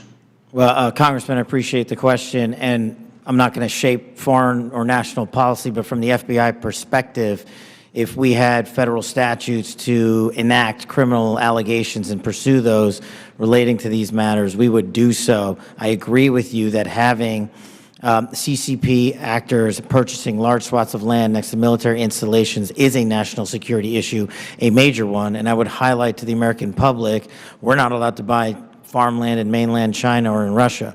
So I don't know why we let that happen here, but that's a personal matter for me. If I were given more legislation on it, I would love to act on it. Thank you. Director Gabbard, I'm going to look at, keeping with the same theme, crypto mining by the sanction. Well, you can't crypto mine in China, right? It's outlawed in China. However, of course, we're supportive of crypto, I am, in the United States of America, but China's mining in America where they can't mine in China. And in particular, I'm thinking about one site where the mining was occurring close to intercontinental ballistic missiles, and CFIUS was tipped off by Microsoft. And of course, there are actions ongoing. Should the Chinese Communist Party, sanctioned individuals or interests be allowed to crypto mine near sensitive military or national security sites in the United States of America? And if not, what should we be doing about it? Thank you for your question, Congressman. I'm not fully aware and up to date on the specific example that you've mentioned, and I'll go and look into that and Happy and to get back provide. to you further. Right. Absolutely. Look forward to having the conversation with you. Broadly, this is obviously a concern, that any of these activities occurring near or around any of our military sites creates that potential national security risk and the potential for foreign intelligence collection. I'm hoping it's a priority for everybody on the dais there. It is a priority, I think, for the American people, certainly for me. I want to move on in the time remaining with a related topic, which is the hundreds of incidents by predominantly Chinese students, oftentimes called gate crashers. So this includes the two gentlemen in uniform on the dais. I'm going to kind of point to 3 events that happened just last year. One in Grayling, Michigan. 5 Chinese students are charged for lying and concealing evidence. One in the University of Minnesota, where a drone flew over Newport News and took pictures of classified information regarding ships and classified systems. And then one at the University of Florida regarding the illicit acquisition and shipment of toxins, biomedical drugs, and research supplies to China. In these cases, or most of these cases, we encounter these people and then we release these people. As a matter of fact, in the case of Florida, apparently she found out that criminal charges were being prepared and she dropped out of school and her whereabouts remain unknown at this point. What should be our posture? Because we're trying to follow up after the fact. We're encountering these people, whether they're gate crashers or whether we catch them conducting this illicit activity. We try and prosecute. That takes a lot of man hours, as you know, Director Patel. Is this the best policy, or is there something better that we can do? I mean, the Immigration Nationality Act of 1952 gives the Secretary of State the authority to revoke visas. But should these people be allowed to come to this country in the first place is the question, and what should our posture be? Anybody? In terms of the visa issue, I know that the administration is working on a policy, but to directly answer your question, anybody who utilizes the student visa program to come to this country to conduct criminal activity should never be allowed in this country. And anyone that's doing it here in the United States of America from an FBI standpoint will be vigorously investigated and will use the expulsion or criminal process on them. I yield, Mr. Chairman. Gentleman yields. Ms. Plaskett. Thank you very much, Mr. Chairman, and good morning to the witnesses. First let me say that we do have to, in this committee, try as much as possible to remain nonpartisan as opposed to bipartisan. I can recall being that way when I was counsel on the House Ethics Committee, and it's a hard position to take. But I'm really struck by the fact that in December of 2023, many people made Secretary Lloyd Austin go through the stages of the cross in self-flagellation and mea culpas for not informing the president that he was having a surgery. And now how we're treating Secretary Hedgepeth as if he is untouchable. Mike Waltz, when he was a member of Congress, went in the Committee on Armed Services to talk about and slammed Austin for holding himself to a different standard than the American people. And yet we are not doing this across the board. And that's disappointing at the very least, very disappointing. Director Gabbard, thank you for your testimony. And one of the things that I believe I heard you say was that when there was a discussion by DOGE as to the cuts to foreign aid, that there had not been a request for an intelligence and national security or an intelligence assessment of the impact of those cuts. Was that your testimony a little earlier? Congresswoman, I have not seen any kind of actual official assessment either within the intelligence community or outside of it on what the effects of those cuts to USAID programs has been. But it was not requested by DOGE of you or of any of the areas in which you have oversight over? I'm not aware of any requests. Okay, great. Thank you. I know that there has been some open source reporting on what the effect of those cuts are. I mean, when we think about several examples, Kenya, our strongest regional ally in the Horn of Africa, and a key partner with us in the fight against terrorist group Al-Shabaab. And, according to the Washington Post, that's not definitive, and we can talk about this in closed session. Some Kenyan journalists are now being trained by Beijing, mirroring the U.S. programs that have been cut by the administration. Director Gabbard, is letting China train Kenyan journalists going to make Kenya more or less receptive to American requests of the Kenyan government, do you believe? As you said, Congresswoman, our relationship with Kenya has been very longstanding. So do cuts of ours to train journalists in Kenya make them more or less, and Beijing having that make them more or less receptive? Clearly, there is strategic competition taking place. I'll withhold my personal view to look at an official Well, I was assessment. asking for your director view, not your personal view. And then, additionally, we have ended Voice of America, which provided accurate, unbiased news, in our opinion. Meanwhile, St. Petersburg University has announced that it's opened 11 Russian language centers across Africa that pay special attention to the promotion of traditional Russian spiritual and moral values. Director Gabbard, is Russia a friend or a foe? Are they our friend or our adversary? They are an adversary. Thank you.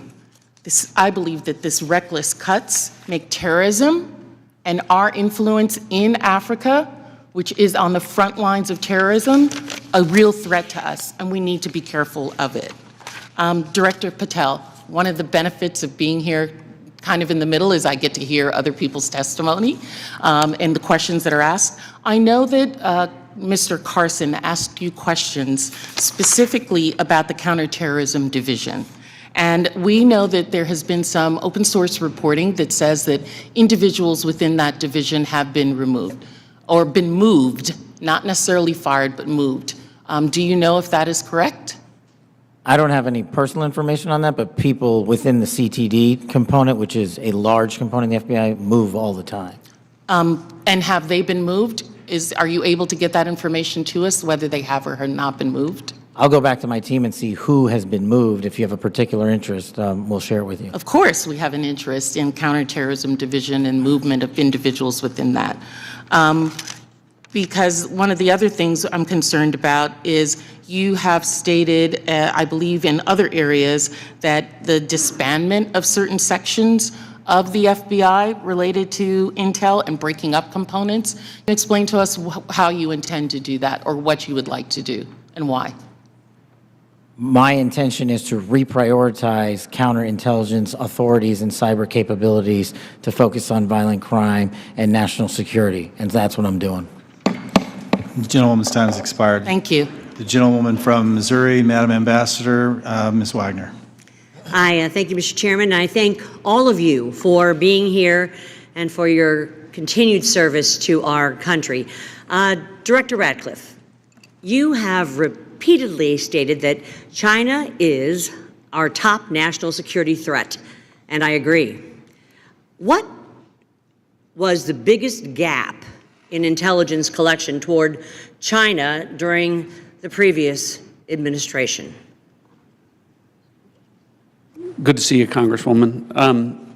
I think our collection against China as a hard target in the prior administration was lacking in several areas. I would say primarily in human collection and also with regard to the processing of open source information relating to China. I think part of that relates, Congresswoman, to the policies of the prior administration about treating China as a pacing competitor, I think was the word, as opposed to an adversary.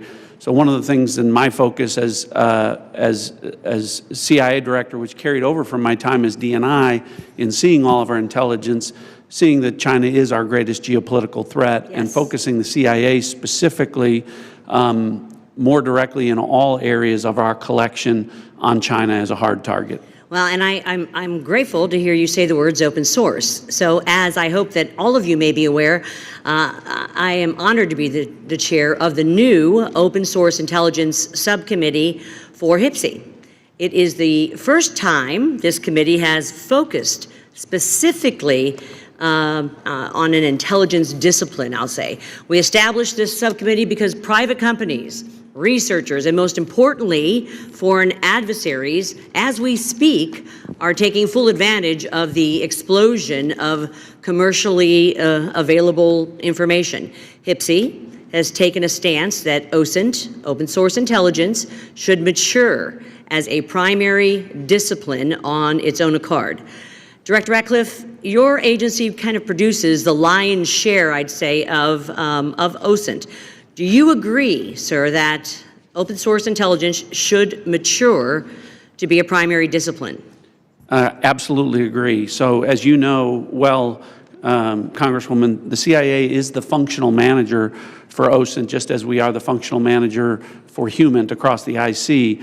And OSINT, open source intelligence, reaches, frankly, policymakers as the most cited material in the President's daily brief as part of a long list of tailored production that we do. By a large percentage. But also, as you know, and as you've pointed out, Congressman, until recently, one of the greatest weaknesses with regard to OSINT was that the collection was so large that it was daunting for use by mission partners across the IC. So the CIA's open source enterprise pioneered the use of AI to triage that collection as it comes in. And what that allows us to do is to summarize collection from over 225 languages into English and to put that in the hands of policymakers, again, showing that the CIA is focused on using technology to tackle some of the challenges to intelligence collection. There is so much innovation in technology in this, and the investments being made across the IC to purchase data, but it appears to be in silos, to be perfectly honest, and lacking maybe an integrated approach. I believe that that is because there, frankly, is no clear lead for OSINT in the IC. And as part of my oversight responsibilities, I plan to review the various ways in which the intelligence community buys commercially available information to determine if there is a more efficient, cost-effective approach, especially when it comes to the taxpayer's expense. Director Gabbard and then Director Ratcliffe, can you, and in my brief time, quickly share your thoughts on which agency should be the primary organization to manage OSINT and why? Thank you, Congressman, and thank you for your leadership in this area. I look forward to following up with you in detail, but the Office of Director of National Intelligence is tackling exactly the problem that you've identified, that we have multiple elements across the intelligence community, essentially wasting taxpayer dollars by contracting separately to get after the same collection of OSINT and commercially available intelligence. So this is something we're actively working on and look forward to working with you. And do you agree with Director Ratcliffe that this should be a key discipline? Yes, I do. Thank you. My time's expired, Mr. Chairman. I yield back. The gentleman yields. Mr. Gomez. Thank you, Mr. Chairman. So I want to make a few things clear before we move on to other questions regarding the Signal chat. Director Gabbard, yesterday before the Senate Intelligence Committee, specifically when answering Senator Kelly, you repeatedly said you did not recall any discussion in the Houthi PC small group discussing operational details, strike targets, the type of vehicles and military units involved, or the timing and order of strikes. Do you stand by your testimony from yesterday that you do not recall any of the discussions regarding this type of classified information? Yes or no? My response in the Senate yesterday, yes, I stand by that response. Obviously, the release of the screenshots that came from that chat group today were a refresher on what happened. As I said earlier, I was not involved with that portion of the chat, so it did not come to my recollection yesterday. Thank you. So I take that as you stand by your do not recall yesterday stance when it was you're asked those questions. You've been in office 43 days. Director Ratcliffe has been in office 62 days. This was considered the first major military operation using lethal force of the Trump administration. Was this the first, this was probably the first time that you've been involved with a discussion like this on a thread. It was not discussing, you were not on a group chat discussing where we're going to go for lunch. You're discussing putting men and women of the armed services in harm's way. That's a major decision. So, and when did that happen? 10 days ago? Okay, I'll answer that. It happened 10 days ago. Here's the point. Like something of this magnitude, it's something that you would not forget. It's something that most people, if you're taking this job so seriously, that you would not forget. I mean, since I've been on this committee, there's been days that I have woken up in the middle of the night from the things I learned in SCIF. So deciding to use military force is something hard to imagine. So the do not recall doesn't pass the smell test. It makes it's unbelievable that was the case. So that's what the American people don't understand. And I know a lot of folks in this administration were saying that they're going to take on the establishment and drain the swamp, but you have become that swamp in a matter of days, not weeks or months, days.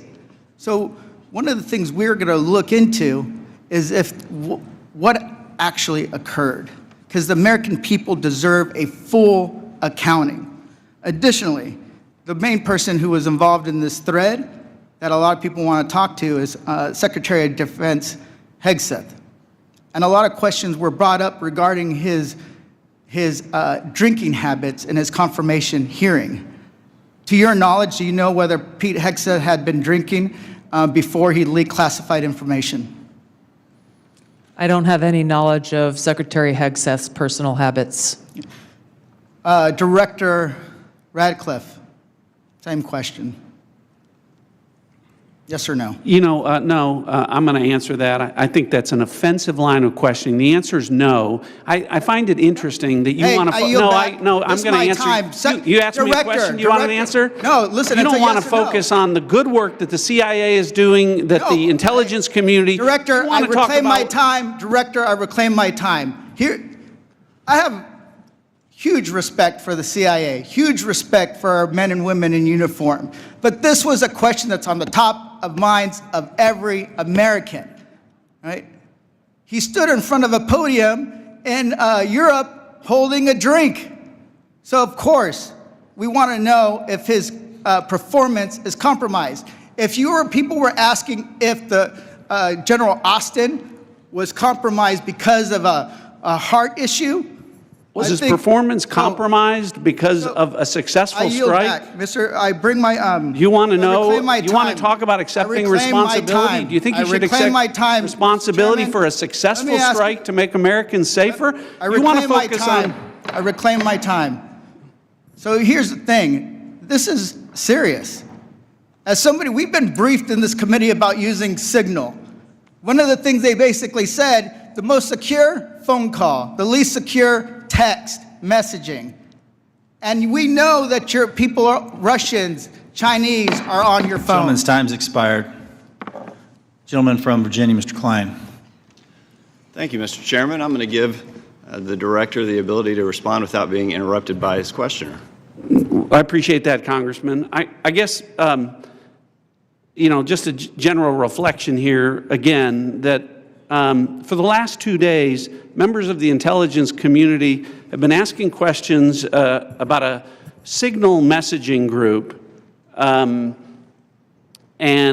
not asking questions from Democrats either in the Senate or the House on China, Russia, Iran, and the real threats that are going on to the United States. And you can say that you care about the good work that agencies are doing like the CIA and that you care about 140 stars on the wall.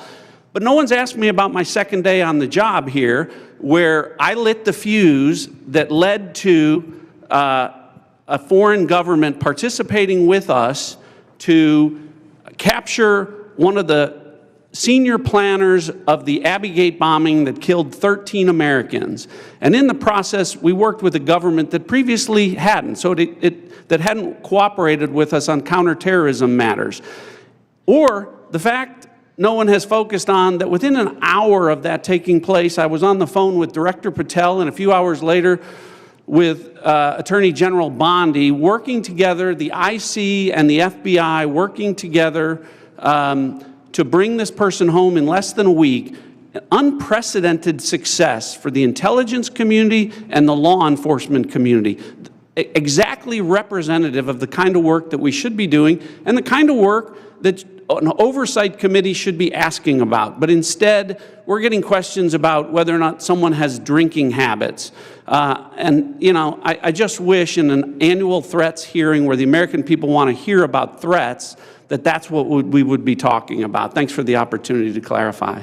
Absolutely, Director. I want to thank you and all the people who work with you and all the witnesses and the men and women, the brave men and women who are putting their lives on the line each and every day for this country. And to the military as well, we are grateful and we recognize the sacrifice and dedication. Director Ratcliffe, you talked about China being our top national security threat, and I want to go to what really is the most active and persistent threat. It's related to cyber. It's related to the People's Republic of China cyber activities, Volt Typhoon, Flax Typhoon, Salt Typhoon, targeting U.S. critical infrastructure, targeting critical infrastructure overseas, compromising U.S. telecommunication companies, and I want to ask Director Gabbard,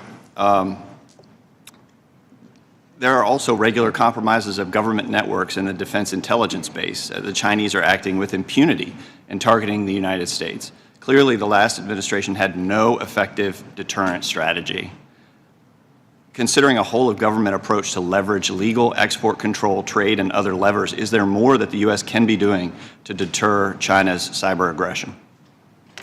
Thank you, Congressman, for your question. In short, the answer is yes. Much of that relies on our intergovernmental planning and operations, but also very closely integrating with our private sector partners. This is essential for us to be able to harden our own cyber infrastructure, our own critical infrastructure, and to look at what our capabilities, both defensive and offensive, are and how those should be used. If I may, Congressman, I'd just like to address Congressman Gomez's maligning of my reputation and not giving me the opportunity even to respond to his accusations. What occurred in that Signal chat was an update to National Security Cabinet members that was also issued around the same time as updates to our foreign partners and allies in the region. There were no sources, methods, locations, or names of targets that were included in that chat. The decision to conduct this operation had been made long before that conversation took place. I do take my responsibility very seriously and played an integral role in providing the intelligence community's assessments that led to the ultimate decision by the President to conduct an operation, which, by the way, was very successful and continues to be very successful. I was traveling at the time, and I was not playing a very specific role, as these chats reflect, in much of the conversation that took place there. Secretary Hegseth, in my experience, has continued to operate in the way that President Trump's confidence in him inspires, which is in the best interests of the American people and our warfighters and ensuring our national security. I think it's wrong to impugn him, especially at a point where he is not here to defend his own honor. Thank you, Congressman. I agree with your assessment and support for the Secretary, and I yield back. Gentleman yields. Ms. Houlihan. Thank you for the time, and I struggle, and if you look at my notes, I've changed my mind about 1,000,000 times what I'd like to talk about. I'd like to first start with Director Ratcliffe. I find it offensive for you to accuse me as a Democrat of not caring about national threats.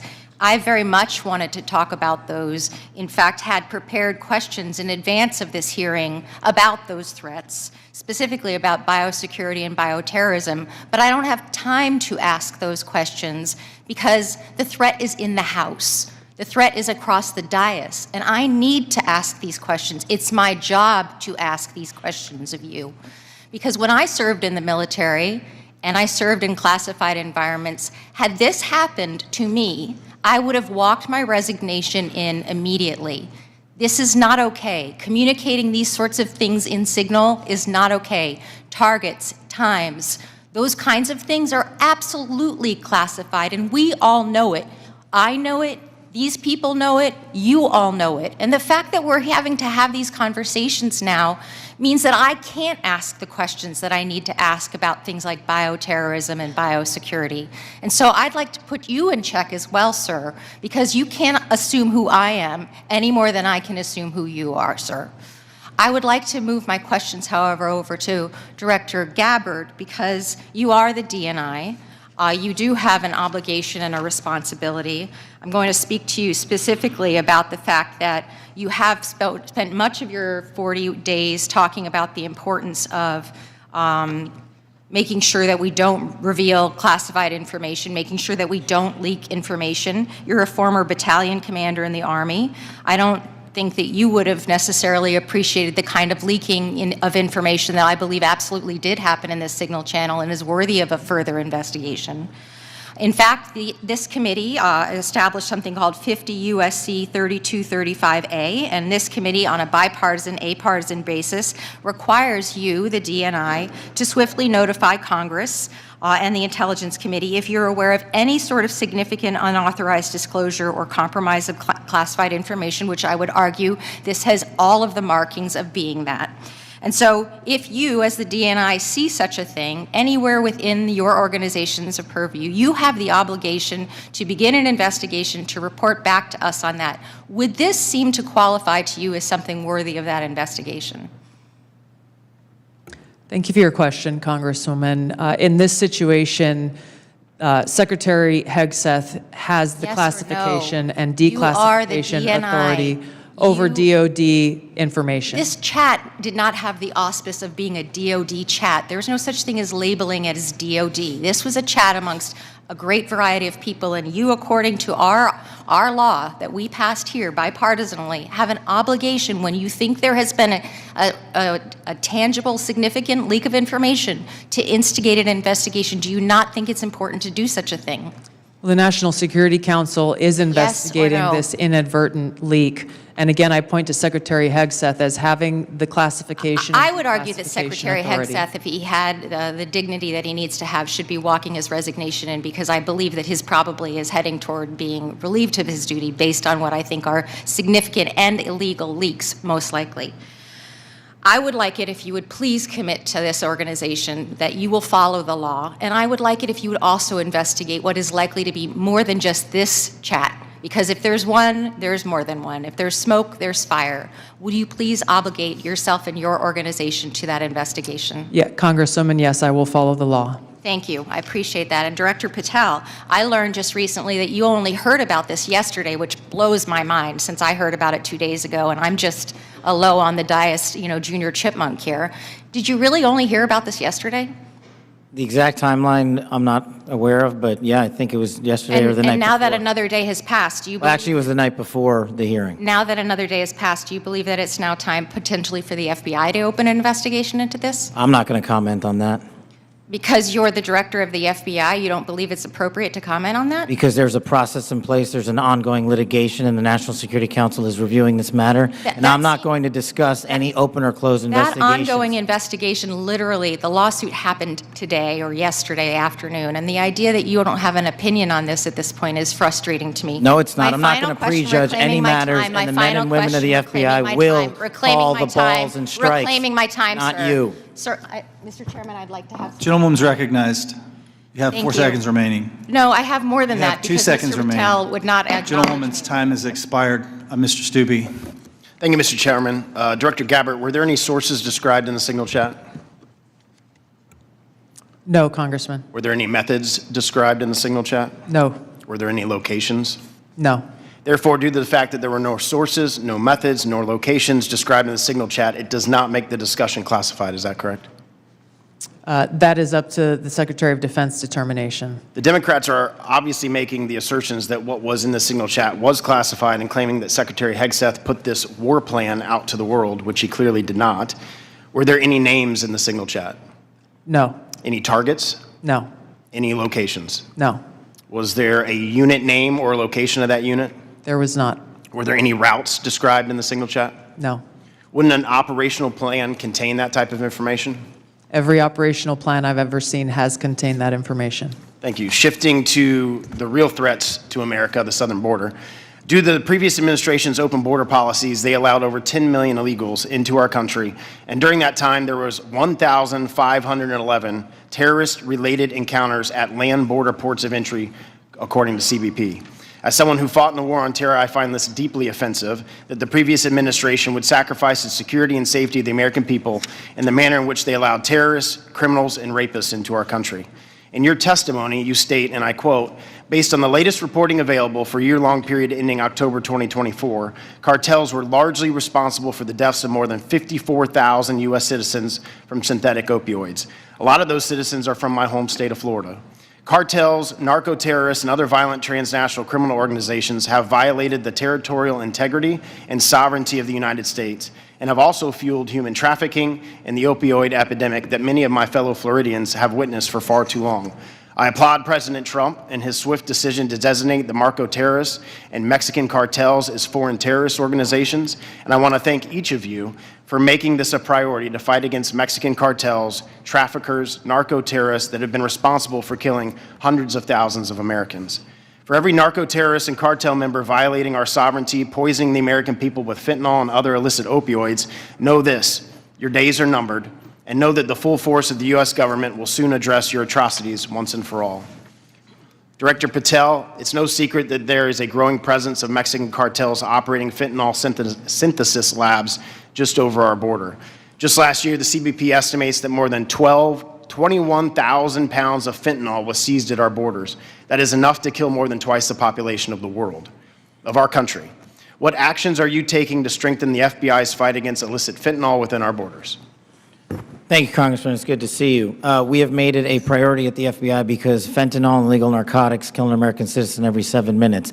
That is a national security crisis, not just at the southern border, but at the northern border. And the Mexican cartels, along with their illicit partners in the CCP and other adversarial countries that are doing harm, are not just taking the fight down south, but they're bringing it up north. So we need to be more vigilant as to what's coming in through our northern border as well. Known and suspected terrorists are flowing in through our northern border more than they are our southern border, I would say, because of the successes we've had in closing the southern border. But when it comes to specifically, to fentanyl, we are making, to date, since January 20th, 383 kilograms of seizures of illegal fentanyl, which is enough to kill 29 million Americans. And other than enhancing border security measures, what would be the most worthwhile action the United States could take to eliminate the cartels and stop the flow of illicit fentanyl? I got one answer for you. They're making the precursors in mainland China, and we don't have the authorities to go after that fight there, and we need to take it head on, because without the chemicals and precursors, there is no fentanyl, and they are moving that material around the world and into the United States too freely. Director Gabbard, I'd like to reemphasize the threat that our adversaries are exploiting via fentanyl and other illicit drugs that are entering our country through the border and poisoning millions of Americans nationwide. It's essential that all components of our national security apparatus are united in their efforts to protect the American people and our communities from such harm. Is there any reason to believe that the Mexican government isn't doing enough to finally eradicate the cartels and other transnational criminal organizations operating just over the border? Congressman, I can only speak from my vantage point. As was stated previously by Director Ratcliffe, we have already been introduced to and begun collaborating with our counterparts in the Mexican government. Could there be more done? I would say absolutely yes. I know that the Trump administration across his cabinet are looking at opportunities to be able to do that. And Director Patel just hit on this with CCP and precursors, but to what extent have we seen other malicious actors worldwide partner with the cartels to infiltrate and target the United States? Related to the production of fentanyl. Yes, ma'am. India is one of those countries that is providing some of those precursor materials as well as equipment.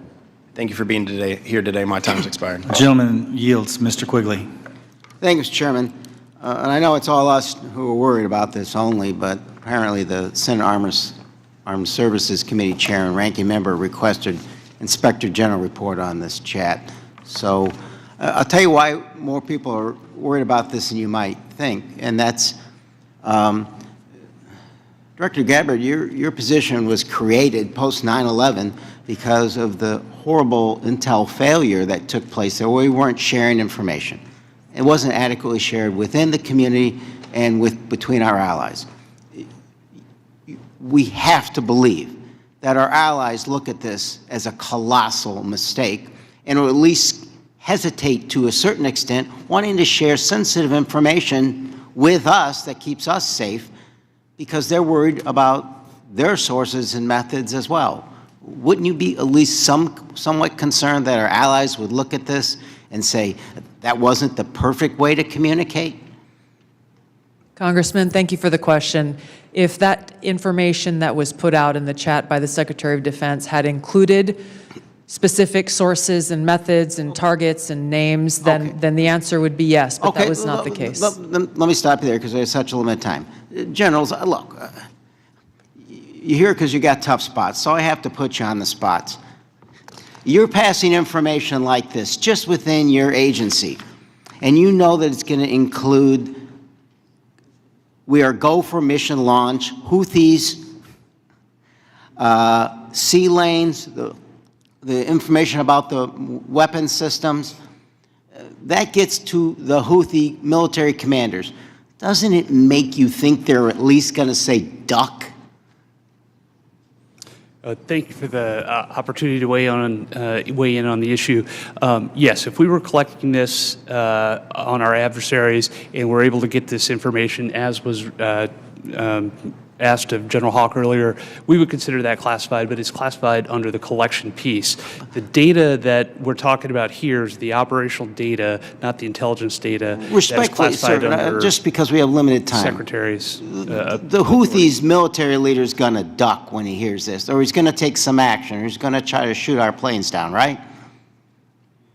If he has actionable intelligence, he will certainly use it. I'm talking about this intelligence. You don't think he can figure out? Houthis is mentioned a couple times, sea lanes. They show the weapon system. At least it's a credible warning to him. I would offer the Houthis' defensive position has been constant since the 15th of March. All right. General, I'll just take a whack at it. You're the Houthis' military leader. You get this information passed on to you. It doesn't make you at least take warning? I would, Congressman, I think from the Houthis' perspective, they do have air defense equipment, and they would be able to detect aircraft when they're entered into the Red Sea, and certainly when we have our intelligence aircraft operating over top of their country. They'd be able to detect that activity. But being forewarned is extraordinarily important. I'll take another stab at it. If just language like this in a different context, okay? But just within your department, sir, your people are passing this information.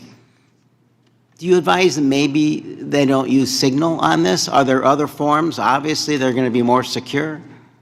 What I would offer is the data that we would be passing would be the full target packages and the full set of operational information. Okay, but even if it was just this, do you really want to give the possibilities that they could be breached, hacked, and they would get this information? Wouldn't you, even with just this, sir, respectfully, wouldn't you want to use a more secure means of communicating? I think what I would offer are two things, and hopefully they're helpful to you. One of them would be, in addition to that full package that we would talk about, when the Secretary extracted individual details from that and provided those on Signal, whether individually or in aggregate, that is his decision of what is classified and what is not from an operational aspect. And that's probably the most important relevant piece to there, and I would echo what we've said before. It's the Secretary's authority for the just give me, there's more secure ways of communicating any of this, right? There are, and our adversaries have General, there are, right? To intercept.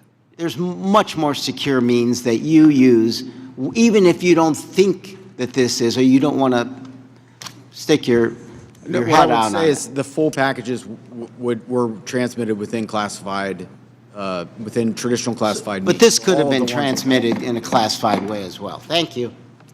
Gentleman's time's expired. The gentleman from Arkansas, the distinguished chair of the Financial Services Committee, Mr. Hill, is recognized. Thank you, Mr. Chairman. And let me say, Director Gabbard and Director Radcliffe, it's so great to have you back in the Longworth House Office building. The food's the same, but you're welcome anytime. Director Ratcliffe, you know, we've served for 10 years together. I'm certainly aware of your extraordinary service at the DNI and here in Congress. And I just have a couple of follow-up questions on this topic of the Signal chat. Were there any war plans distributed in that Signal chat? No, Congressman. And were sources and methods that would compromise our intelligence system or your agents in the field around the world, were they discussed on the Signal chat? No. I appreciate that. I just think that's an important thing to have on the record. Director Patel, I co-chair the Americans Wrongfully Detained American Hostage Task Force here in the House, and I just in fact left Tigran Gambaryan, a former FBI official who I helped get out of prison in Nigeria last year. I just left him a few minutes ago. You've you know this issue very, very well, and President Trump's made such a commitment to bring Americans home. There's some 30 Americans still wrongfully detained or held hostage abroad. Is the FBI committing to work through its officials in our embassies around the world to bring those Americans home? Thank you, Congressman. And as you know from my prior service in the prior administration, President Trump brought home over 50 hostages and detainees worldwide, and that effort is being redoubled now until every single American is home. And the FBI, from my perspective, has been given a directive that any wrongfully detained or captured person overseas is a priority to bring back. We're so grateful to the President for making this a priority. We don't want our citizens that hold a blue passport to suddenly be a target in all their interactions around the world. That's wrong, and I'm glad President Trump's made it a priority. I look forward to working with you on that. Since November of 2023, I've been pursuing aggressively in this committee the U.S. government's policies and procedures for handling border encounters, specifically known or suspected terrorists. To quote former FBI directors, testimony before the Senate, they're blinking lights everywhere of concern. But despite my numerous attempts, including multiple briefing requests, letters, legislative provisions, a GAO report requested, the prior administration refused to provide requested information and data on what the public now knows was a very dangerous situation along the U.S. borders that President Trump now has as a priority of fixing.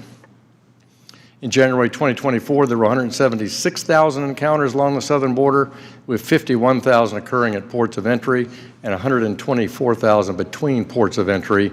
Comparing that to the work just in the first few weeks of the Trump administration, total encounters are down to 61,000 along the border, with 32 at ports of entry and 29,000 between ports of entry. For the record, that's a 60% reduction. Director Patel, since President Trump took office in January, as we've seen these plummeting border encounter numbers, has the country seen a drop in known or suspected terrorist encounters at the border? Thank you, Congressman. It's one of the issues I really wanted to address today. And I think the country deserves to know that known or suspected terrorists, KSTs, are coming in with much less frequency at the southern border. In fact, if my information is correct, 2 since January 20th. And they are coming in with much greater frequency in the northern border, and since January 20th, that number is 34. And those metrics carry out over the last year in terms of ratio. So what it tells me is that known or suspected terrorists, the individuals that want to do the most harm to this country, are utilizing the northern border, and we got to refocus assets up there. Yeah, which I think is good. And I'm glad the prior administration did declassify the ISIS arrests in Philadelphia and did declassify the citizen that was coming across the northern border to do harm on Election Day. That's good, but we have much more to do. And Director Gabbard, I need your help working with your colleagues here. It's this idea of requesting coordination between Director Patel, Secretary Noem, and the committee with fused data on known or suspected terrorists. Whether it's TSA data, BPP data, FBI internal data, we want to have that coming to us. Where are these people? What's been done with them? What is the government's position on them? Will you commit to work with us as OD&I to get this information from across the government, IC? Absolutely, Congressman. And as you know, our National Counterterrorism Center was really created to fulfill exactly that task, so that we're not dealing with multiple vetting systems that are coming up with different results, that we have this central vetting database to be able to identify those known or suspected terrorists who may be trying to come into our country, or who may be one of the tens of millions who illegally crossed into our border may have come into our country during the last 4 years. We look forward to working with you. Thank you for your answers, and I yield back. Gentleman yields. Ms. Tinney. Thank you, Mr. Chairman, and thank you so much to all of you. There's so many great questions that I have to ask, but I want to start with Director Patel, and I just want to first, before I get into a couple issues, thank you so much for your outstanding service and your recognition and focus on the northern border. My entire district is the northern border of New York with Canada. I just want to first jump into this issue for, Hamas attacked October 7th. The world watched in horror. Designated a foreign terrorist organization in 1997, killed over 1,200 civilians, and including American citizens, and many remain hostages.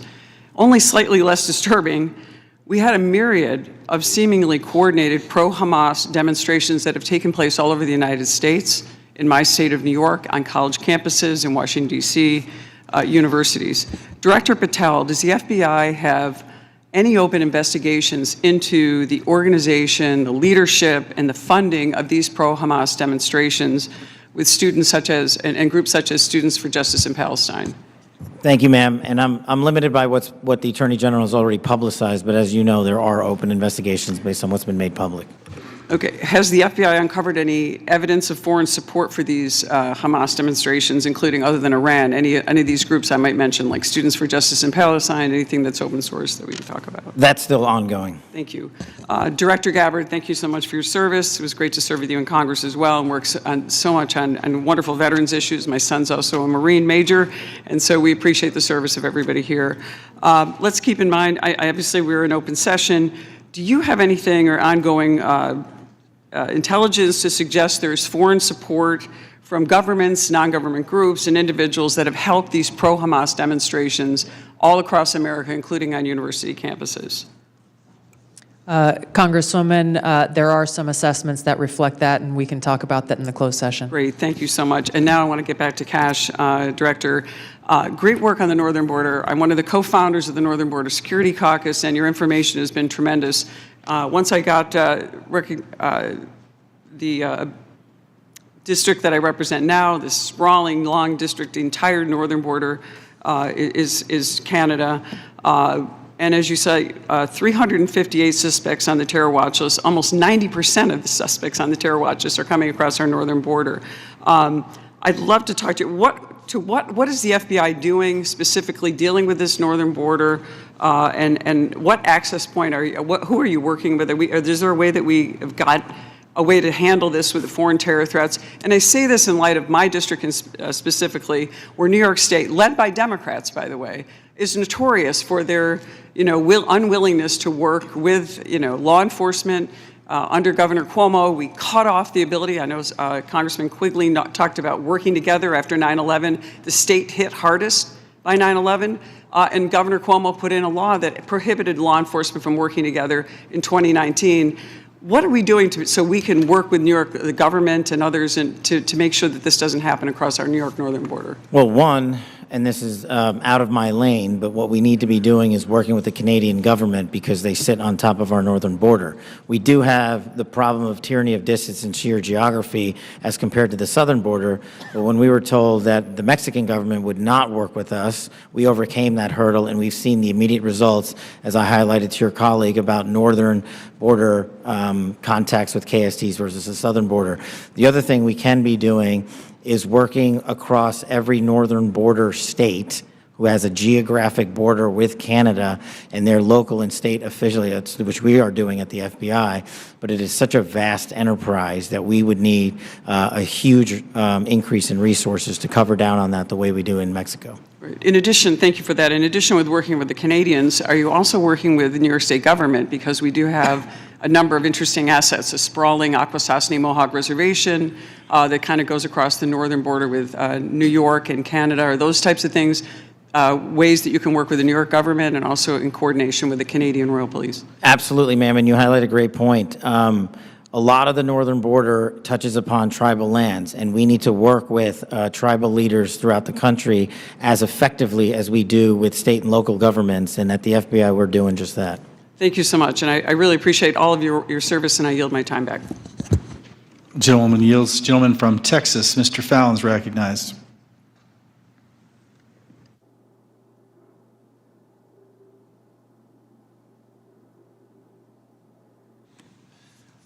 Thank you, Mr. Chairman. I appreciate it. Director Patel, many of us had grown, increasingly alarmed at the sheer number of foreign nationals we're seeing caught spying on our critical infrastructure or, near sensitive sites in the country. One example is a Chinese national who was flying a drone, allegedly flying a drone over Vandenberg and taking pictures of the base. He was arrested in the San Francisco airport not that long after. Director Patel, would you agree that the two most dangerous nation states to our homeland and our interests are China and Russia? Yes, Congressman. So it would stand to reason that we should pay particular attention when foreign nationals from these two countries, who we've already established are the greatest threats to our country now and in the future, when they try to sneak into our country illegally. Absolutely, sir. Can you speak on the illegal migration we see from Russia and China and the differences that we saw from the first Trump administration to the Biden administration? Well, one, the problem you have when you have an effective resolution to that set of issues is that the enemy adapts. And what they've done is utilize, as we were just discussing with your colleague, the northern border to shift their resources and affiliations to pour in known or suspected terrorists through the northern border. They haven't stopped through the southern border. They just know that we are setting up a pretty monumental effort down there to stop any known or suspected terrorists from entering the country. But the thing is, the Chinese, the Russians, Iranians, and other adversaries are utilizing their partners, just like they are doing in terms of how they move illicit fentanyl precursors into this country. They're moving humans in the same fashion, and we need to treat it as such. Did you see an increase from the first Trump administration to the Biden administration on Russian and Chinese nationals crossing the border? Did it increase or decrease? Yes, actually, so the PRC nationals crossing the southern border from 22 to 25 was 178,000. And I don't have the number for the northern border, sir, but I'll get that to you. So, what we found was that there was actually a market increase, alarming, with the Chinese illegal migration increasing 527% all in, and Russian 2,400%. And if just 1/10 of 1%, some fraction, some tiny fraction, 1/10 of 1% are actually asset sleeper agents loyal to Moscow or Beijing, they could wreak havoc and mayhem in a free and open society. It's very dangerous. And then those are the ones we know about. What about the ones that snuck across and we never found them? The unknown gotaways, if you will. So, Director Patel, there's also great concern about the increasing number of counterintelligence threats that are penetrating all levels and branches of government, both local, state, and federal. The number of elected and appointed officials willing to betray this country is becoming increasingly pervasive. Last year, we saw a former senior aide in the New York governor's office, Linda Sun, and her husband, Chris Hu, indicted on charges of money laundering and acting as foreign agents to the People's Republic of China. Ms. Sun used her position to block Taiwanese representatives from access to New York State officials. Instead, we're rolling out the red carpet for those PRC officials to have those meetings. I mean, that's some scary stuff. So when we have someone like Sumi Terry, who also worked covertly spying on Korea, while working simultaneously with various think tanks, and she had been national security official, and she'd worked for the CIA and the National Security Council. And because of her job, members of Congress and their staffs had access to these Korean intelligence officials, and she was paid with, thousands of dollars in luxury gifts. But Director Patel, I get that these investigations are ongoing and sensitive.